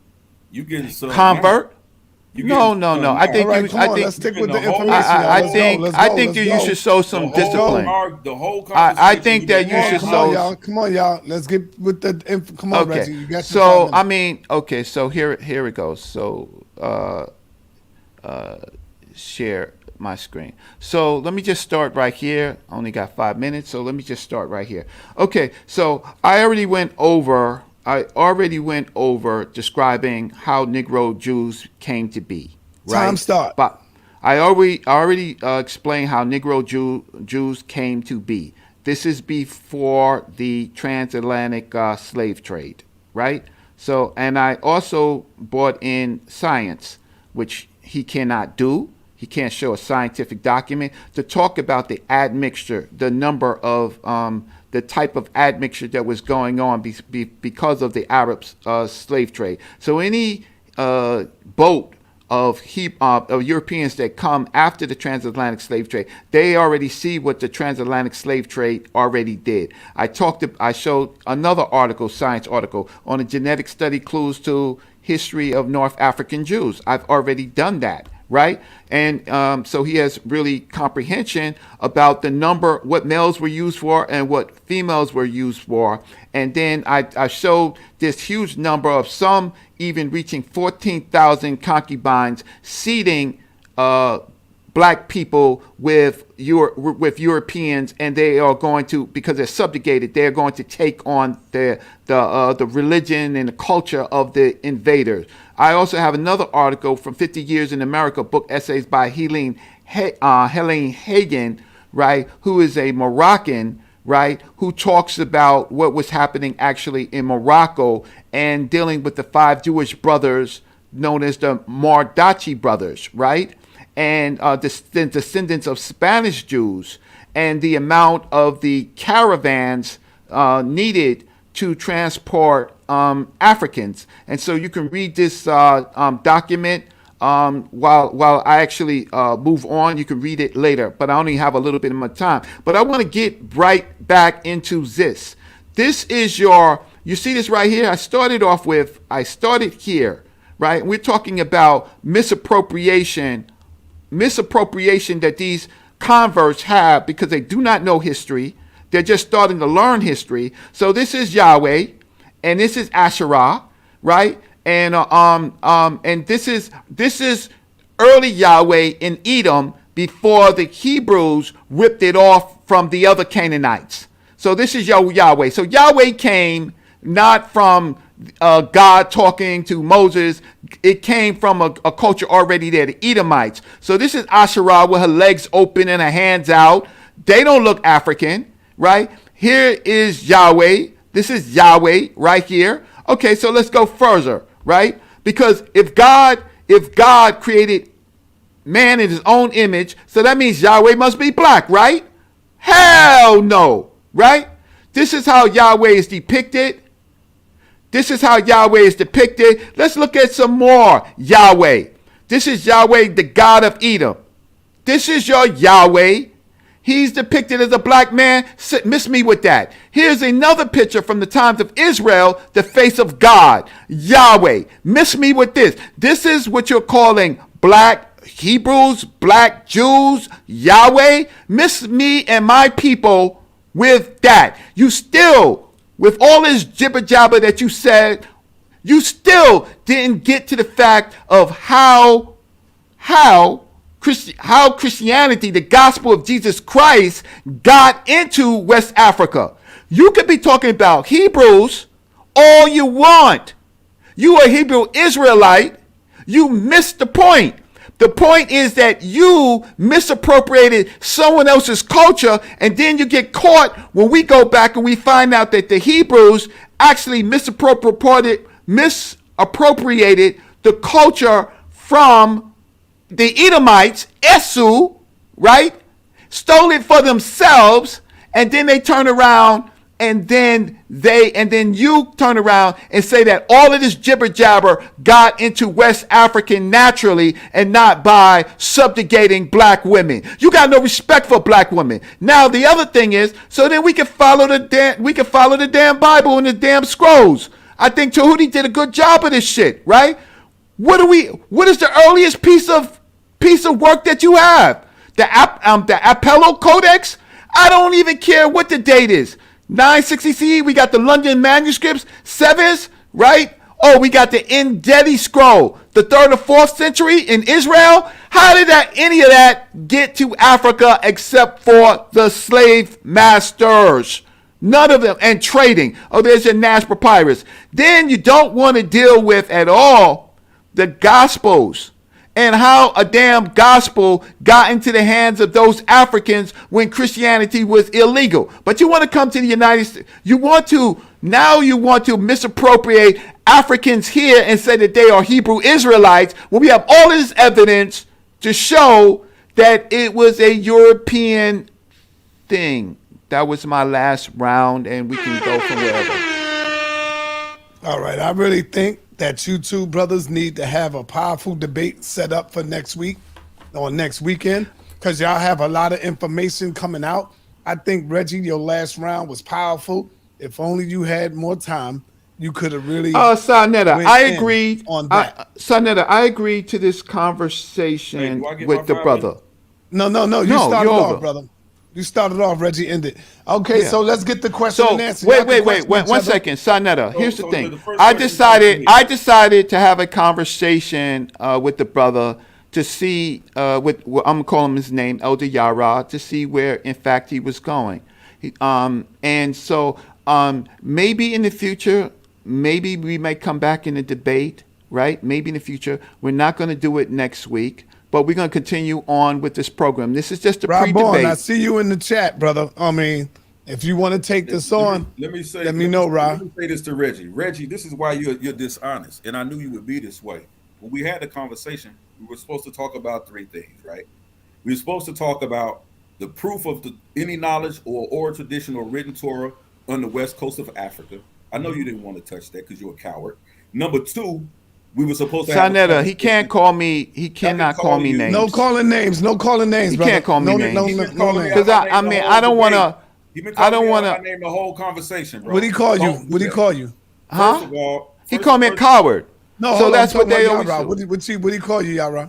Oh, he called me ignorant. He called me I didn't know what I was talking about. Those are all ad hominems. Ad hominems are ad hominems. Yeah, but I ain't call you a coward. So at the end of the, come on, son. At the end of the day, I'm not your son. I'm older than you. You are my son. You got sons. I'm older than you. All right, bro. Come on, y'all. Let's get bro. So what I'm saying, bro, you know what? Acting like my son. See, that's why. Get back to the that's why I won't. He can't stand the truth. So this is what I'm saying. He's supposed to come to the conversation, right? We agreed on 3 points of contention, none of which he wanted to address except the NASH Papyrus. He's dead on that issue, right? Right out the gate. Number two, we were supposed to talk about any evidence of the Torah in West Africa pre-colonial times. He didn't want to touch that. He's dead on that issue. Then he wants to go. We agreed that we weren't going to discuss the Ibla tablets. But when he losing the debate or losing the discussion, he has to bring it out because he thinks he's making a point here. And I'll take you on that. I'll take you through every scripture in the Bible. We can go to Deuteronomy chapter 16, and we'll show you where our prophets clearly spoke against Asherah. So how we were worshiping Asherah according to the Most High if the Bible is clearly speaking against Asherah. All right, time out. Dr. Reggie, do you have a question for Yarah? So do I get to speak or do I have a question? Okay, do you have a question for Yarah? Yeah, I have one question to answer the question. When you finish your question, the time start, Yarah. Go ahead. Yeah, so in his whole presentation, did Elder Yarah show a Torah with the black Jews or the Negro Jews? Matter of fact, did he show evidence Are you asking him Torah? a question? Yeah, you can't hear me? Yeah, you saying did he show? Yeah, did Elder Yarah show a Torah or evidence of black Hebrews using a Torah in West Africa? And did he show the Gospels in West Africa? Okay, let him answer. Well, and I could show you the Gospels in West Africa, but that wasn't our question. So why would I show that in this presentation? But if you want to know if in West Africa pre-colonial times, if they had knowledge of the Torah, then share my screen for me real quick. No, this is just question and answers. Well, I'm asking this question. It's going to. All right, come on. This is your time. Let's go. Yeah, it's going to answer this question. Let me share my screen because it'll answer his question. Okay. Yeah, it'll answer his question. I see the time. I appreciate it. Time showing. I mean, your screen showing. Yep. So let me show him, right? Let me show him. is evidence of a Torah or knowledge of a Torah in West Africa, right? We're going to start here, right? I didn't even hit you with the Dr. Ben, but I'm going to hit you with it next, brother, right? So here's the source. Beyond the Sahara, the cloaked undercover Jewish identity in South Morocco throughout the Sahara. Clearly we see here, right, a copy of the Quran from the 12th century. According to notes in the text, it was bought for a Moroccan king for a sum of gold. This is 12th century AD. In chapter 3, pre-colonial times. In chapter 3, verse 3, in the Quran, God says, it is he, God, who has sent down the book, the Quran, to you, the prophet, with truth, confirming that they came before it. And he sent down what? The Torah, Dr. Reggie, and the Injil, or the Gospels. The Gospels of what? The New Testament Gospels, Dr. Reggie. So if you're asking for evidence of knowledge of the Torah and the Gospels in pre-colonial times in West Africa, here it is. They clearly is this time up? If you even want to say West Africans had to convert to Islam, they clearly had an understanding or knowledge of the Torah and the Gospels existing. Is this time up? Question, Dr. Reggie. All right, Reggie, you don't have to ask me that, brother. I've got the time. When you do that, it's interrupting. Reggie, you have No, I have to listen to him. you have to question Yarah. It's your time to ask him a question, brother. No, that was my question to him. Oh, Yarah, it's your time to ask Reggie a question. Unmute yourself and ask Reggie a question. He got 2 minutes. All right. Dr. Reggie, is it your contention again that there were tribes in West Africa that were not Black Hebrews or considered themselves Hebrews before conversion? Is that your contention? Would you go on record stating that today? It's my time. Okay, so certainly the Shemites, or the people who are thinking or calling themselves Shemites, intermingled with the Hamites. Hamites is a pejorative term, right? And so they seem to be two separate groups from the fairy tale book that you actually use. My contention is that those blacks that became Hebrew became Hebrews based on conversion, the seed of the European stock, which I showed in DNA, of those groups of people. And so when we dig into history and then we get into the genetics, we find those elements existed. You want to do it biblically, I like to do it scientifically. It comes from DNA, it comes from the incredible transatlantic slave trade. So that's part of my answer. Your inability to discuss, you bringing up the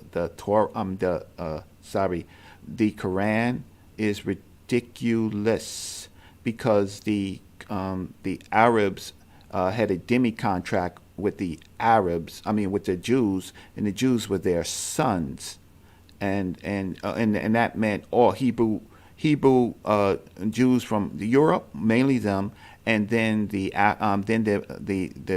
African Hebrews that became that because of intermixing with them. So you bringing up the Quran, then you have to bring up everything in the Quran that you cannot agree with. But the fact of the matter is that you are misappropriating religious history to prove a scientific point, and you fail on that. You completely fail on that because you don't want to deal with the intermixing during the sub-Saharan slave trade. So I think I answered his question. All right, brother Reggie, you can ask him a question. Okay. So let's deal with the specifically the gospel of Jesus Christ in West Africa, and if you can explain the gospels of Jesus Christ in the hands of Hebrews who are the enemies of Christians, and asking Muhammad basically kicked out the Hebrews from his country. You please explain to all of us, how the Gospels of your Messiah got into West Africa by black Jews that believed in Christianity. I'm listening. I'm interested. I just showed you that in the Quran it mentions the Gospels. So for you to say which was substantiated by King Askia when he came in, even though he had an aversion towards Jews, we know that throughout history, King Askia, because of fear of persecution for the Jews, a lot of their documents were hid. And this is what we see now with keepers of a lot of the libraries that still exist today from Timbuktu. A lot of these books and Qurans are still being held and kept today. So when you talk about that, I just showed you in surah, in the Quran, in the surahs, chapter 3 verse 3, that it clearly mentions the Torah and the Gospels, Dr. Reggie. So when you say that they're enemies, if you read any of the hadiths, or if you even study the Qurans, what it talks about is that it understands Christ or the Injil as part of one of the final messengers that will return with Muhammad, if you understand the Islamic religion. So what it says that he will come and he will straighten out the Christians and the Jews, but it does not in any way dismiss Christ is the part of being in the Injils or the Gospels when you talk about the Quran, Dr. Reggie. So when you brought up King Askia Muhammad, which was a derogatory term anyway by calling him Askia, but anyway, when they were bringing him in, they didn't remove that. That's part of the Quran. So they didn't remove that, Dr. Reggie. So I keep showing you the evidence. You have to show me, Dr. Reggie, where they didn't incite the Gospels in the Quran, and that the Quran did not exist on the west coast of Africa during that particular period of time. And you clearly want to keep talking about science. Well, we have scientific evidence, and maybe we'll get into this with the debate. If you're talking about the genetics, the Limba have already been shown to be genetically Israelites or Jewish. All right, yeah, right. You can ask Reggie your last question. The Limba are already. So let's talk about the Limba, right? Since we don't like to talk about science, right? Can I share my screen really quickly? I want to show something. Hey, family, I want y'all to get ready for y'all question.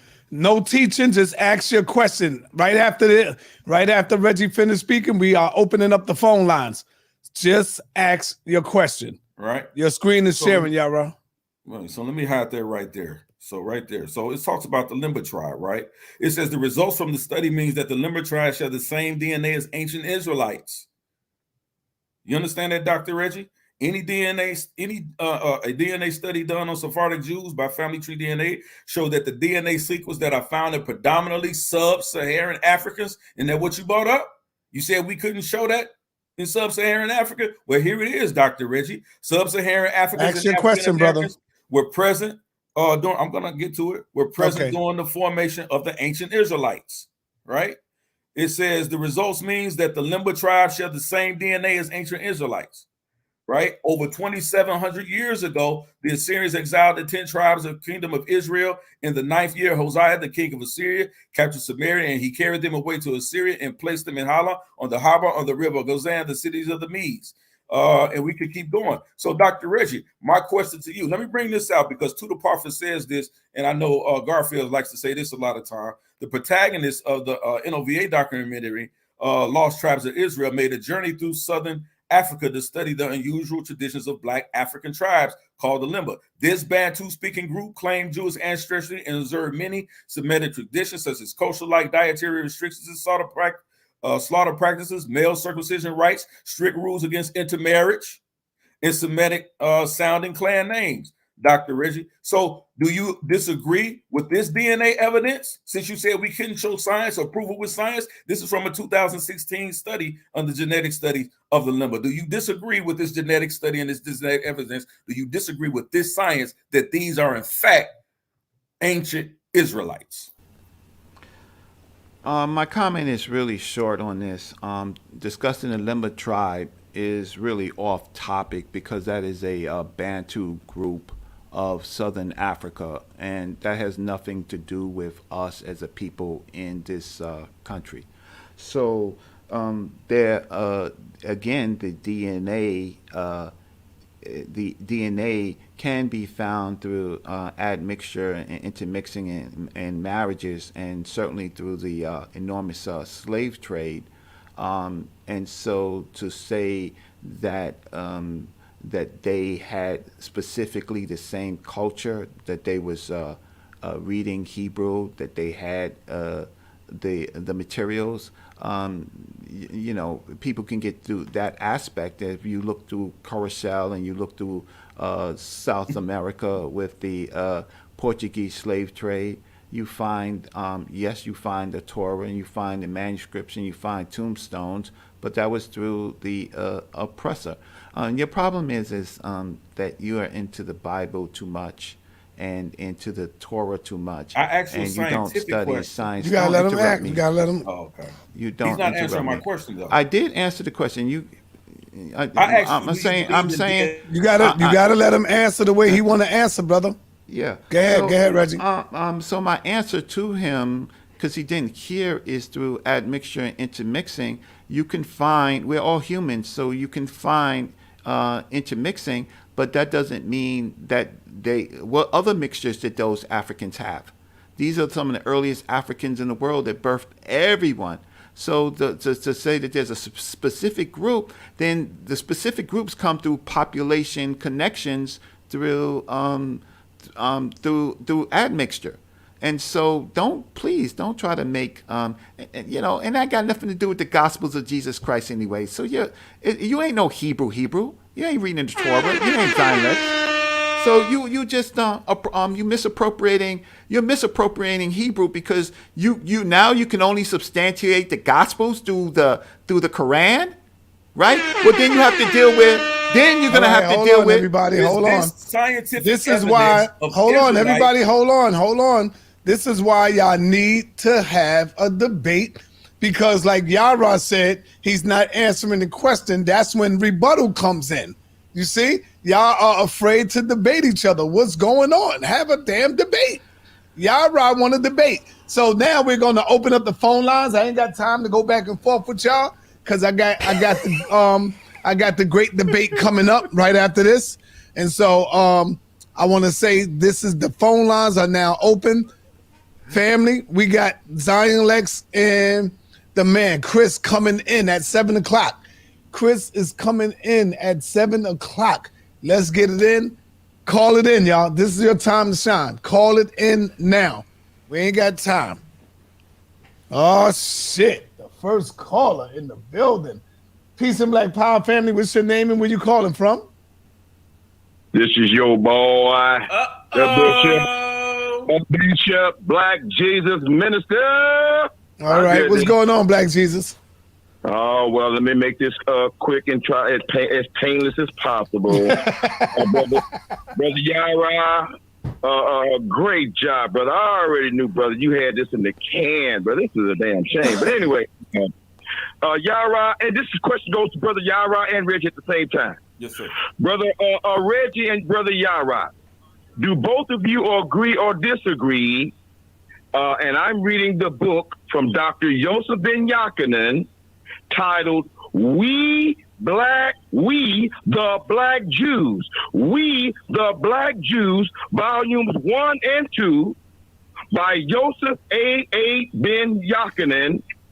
And the subtitle says, this is a witness to the white Jewish race myth.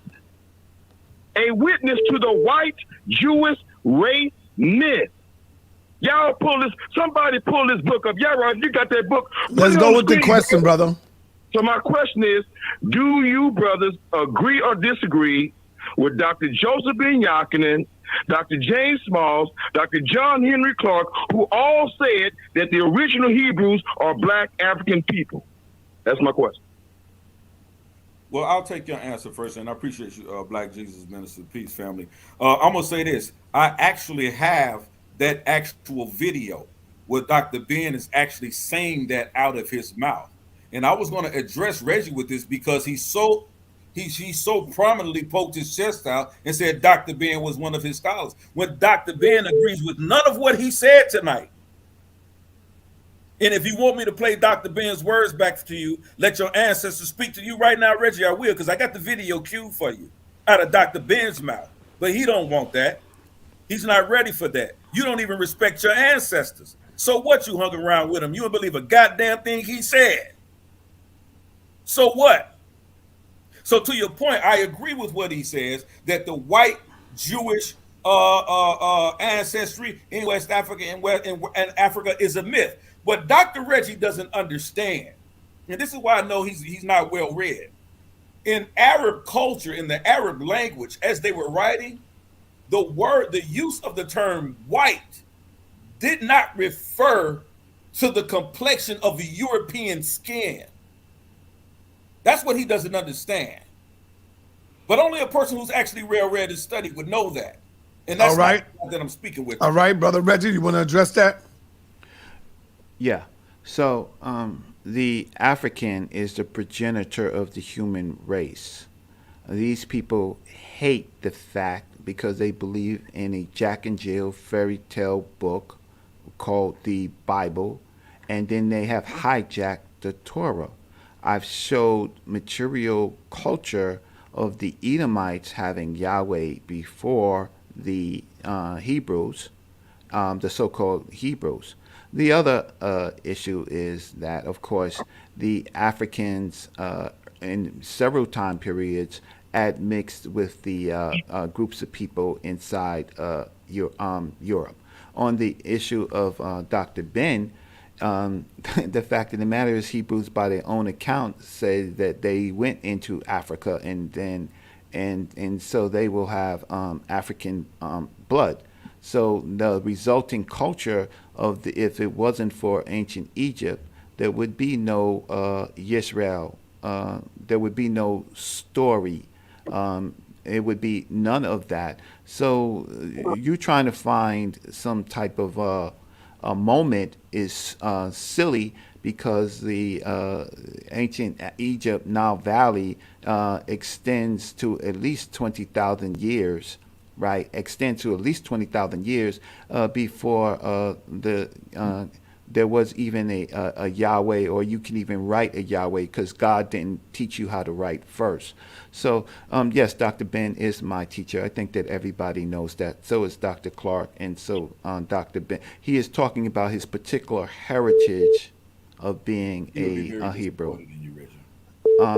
You can't speak for my relationship with Dr. Yosef Ben Jochanan. All right. He left the Hebrew culture. Don't you know that? Don't you know that? None of us subscribe to Hebrew culture. Don't you know that? He left. Time. I know, because you hate. You're just appropriating. You're misappropriating it. Arabs can be Hebrew. You are misappropriating the story. All right, time. You are a Christian. Peace and Black Power family. What's your name? Where you calling from? What are you talking about? This is Freedom calling from Delaware. Freedom, what's going on? All right. You have a question for who? My question is for Reggie. Can you take us off the speaker so we can hear you? Sure. My question is for Dr. Reggie. Dr. Reggie, do you feel like, just like what you said, that this is a book that is somewhat of a, I guess, of a fairy tale, and that the man that you were just speaking to said that the white was not described like a skin, but he's saying something about Jew, but there was no J at the time, so the word Jew wasn't used at that time.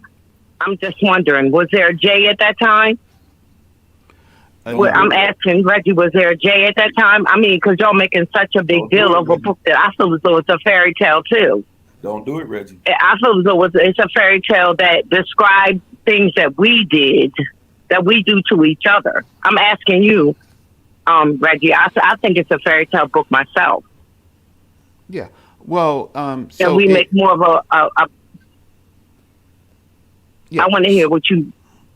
Yeah. So thank you for the question. So my answer is yes. These are views of a young people trying to assemble their lives and using allegories and stuff to kind of remember things, and that these things are not true. They're allegories, and so on the level of fairy tale, the creation of the earth, Adam and Eve, the tree in the garden. Yeah, like we're trying to find ourselves. I'm sorry, in a book. Like we're trying to find ourselves in a book.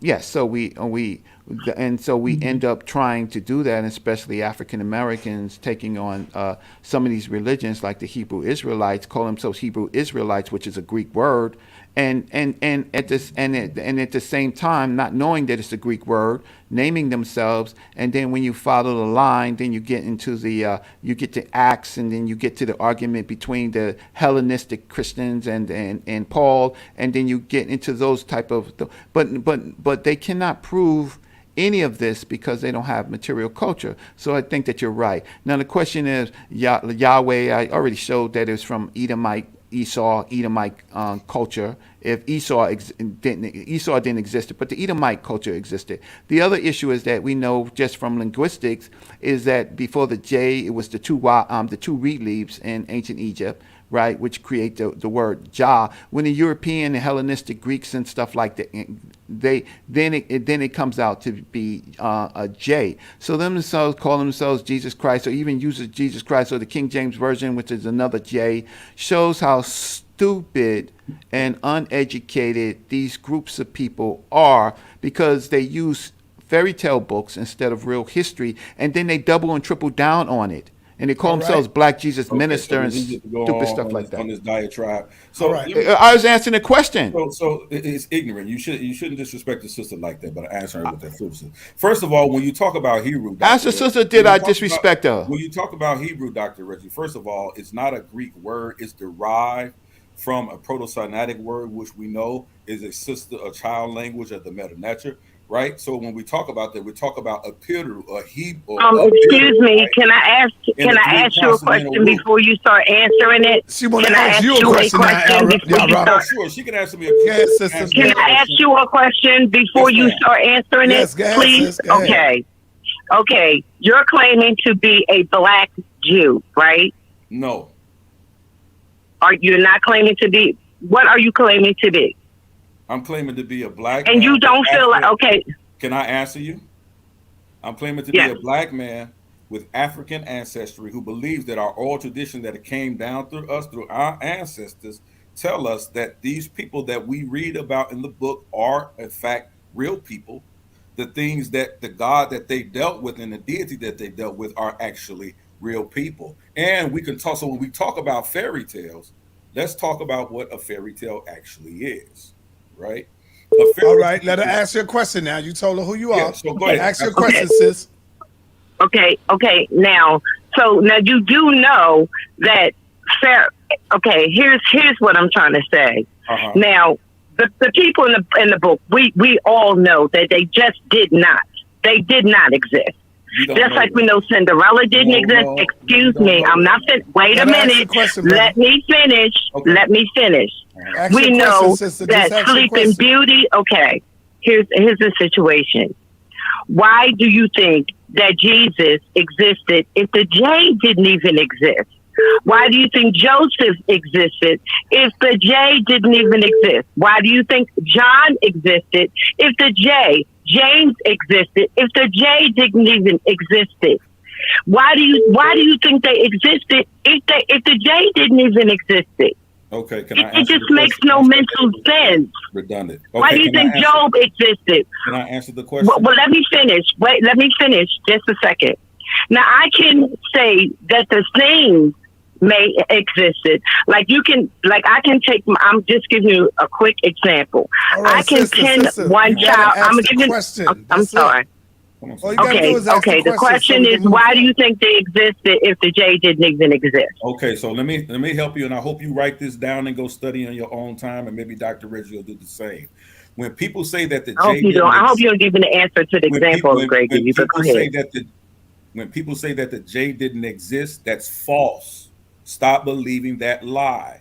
Dr. Reggie just told you that even in the hieroglyphs in ancient Kemet, the two feathers together, that gave you the J sound.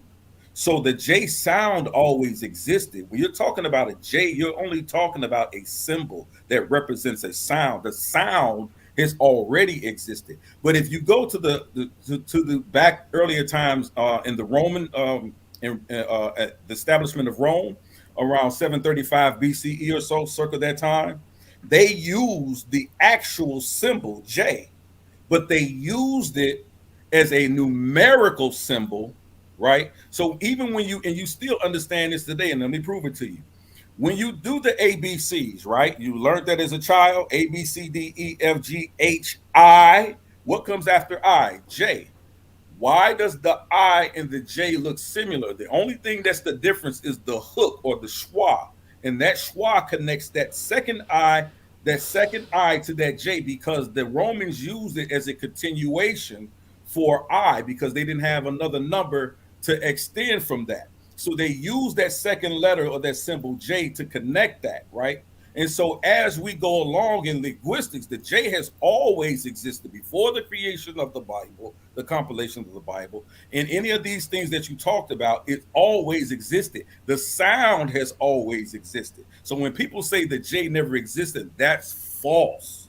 That's false. Now, if we're talking about in the 1400s, how many times was it used? That symbol J was used for that sound. That's a different argument. But the sound, phonetically speaking, the morphology has always existed. And this is what I mean by these guys who are intellectually dishonest. They won't tell you that.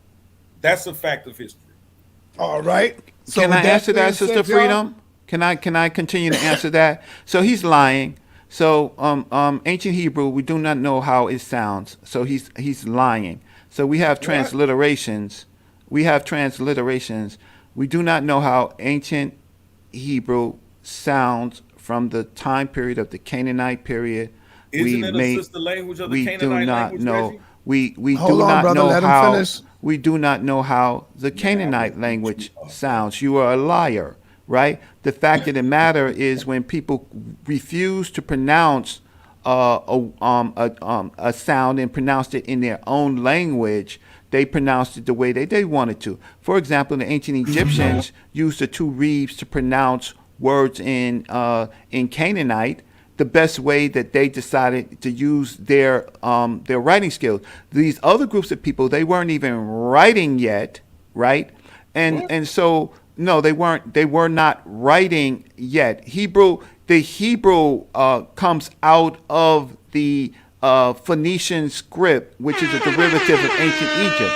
So you don't. So for you to say that J was already there and they was always pronouncing the J, no weak-minded person. That's how you might pronounce it. So there was no Jesus Christ. That's how you're lying, bro. So you're saying that you can't prove it. You can't prove it. Are you saying? Watch this. Are you can't prove it. I said that you can't. You never heard it, Negro. Are you saying the prototype? You never heard it. The Phoenician, and what you never heard it, bro. That didn't come from the all you know is English. You can't even read Hebrew. Can you read Hebrew? Reggie, are you? Can you read Hebrew? Call Zion Lex. Reggie, call Zion Lex in the big league. Call a real Hebrew. Call somebody that can read the Torah, not somebody that reads the King James version. You a liar, Reggie. Call a real Hebrew. Those are child languages of the Meta-Netter. Are you saying you don't know the Meta-Netter? You don't know the Meta-Netter, and we don't know how it sounds. Neither do you. We don't know how it sounds. Wait a minute. Hold on. So you saying you don't all know right, how family. You already know what it is. We out of here. They still arguing. They don't know they can't. That means nobody, including you, can read it. We getting ready for the main. Reading and pronouncing is two different things. No, you can't read it. Hey, you have something in your nostrils. You have something in your nostrils. You need to take care of it. Take a look at it. Go like this, brothers. I love you got something in your nostrils. You're dead. Say peace and black power. We out of here, y'all. Peace. Yeah, bro. We out. Bro. Peace. Debate, Reggie, bro. set up this debate. I'm going to call you. I'm never going to debate somebody like this. Elder Yarah I am never going to debate anybody like that. He ain't got fire. You got that fire, and you got he believe in a fairy tale. Y'all going to have to settle this shit in the ring. No, not this dude. Out of here. Yes, you are, Reggie. No. I already see how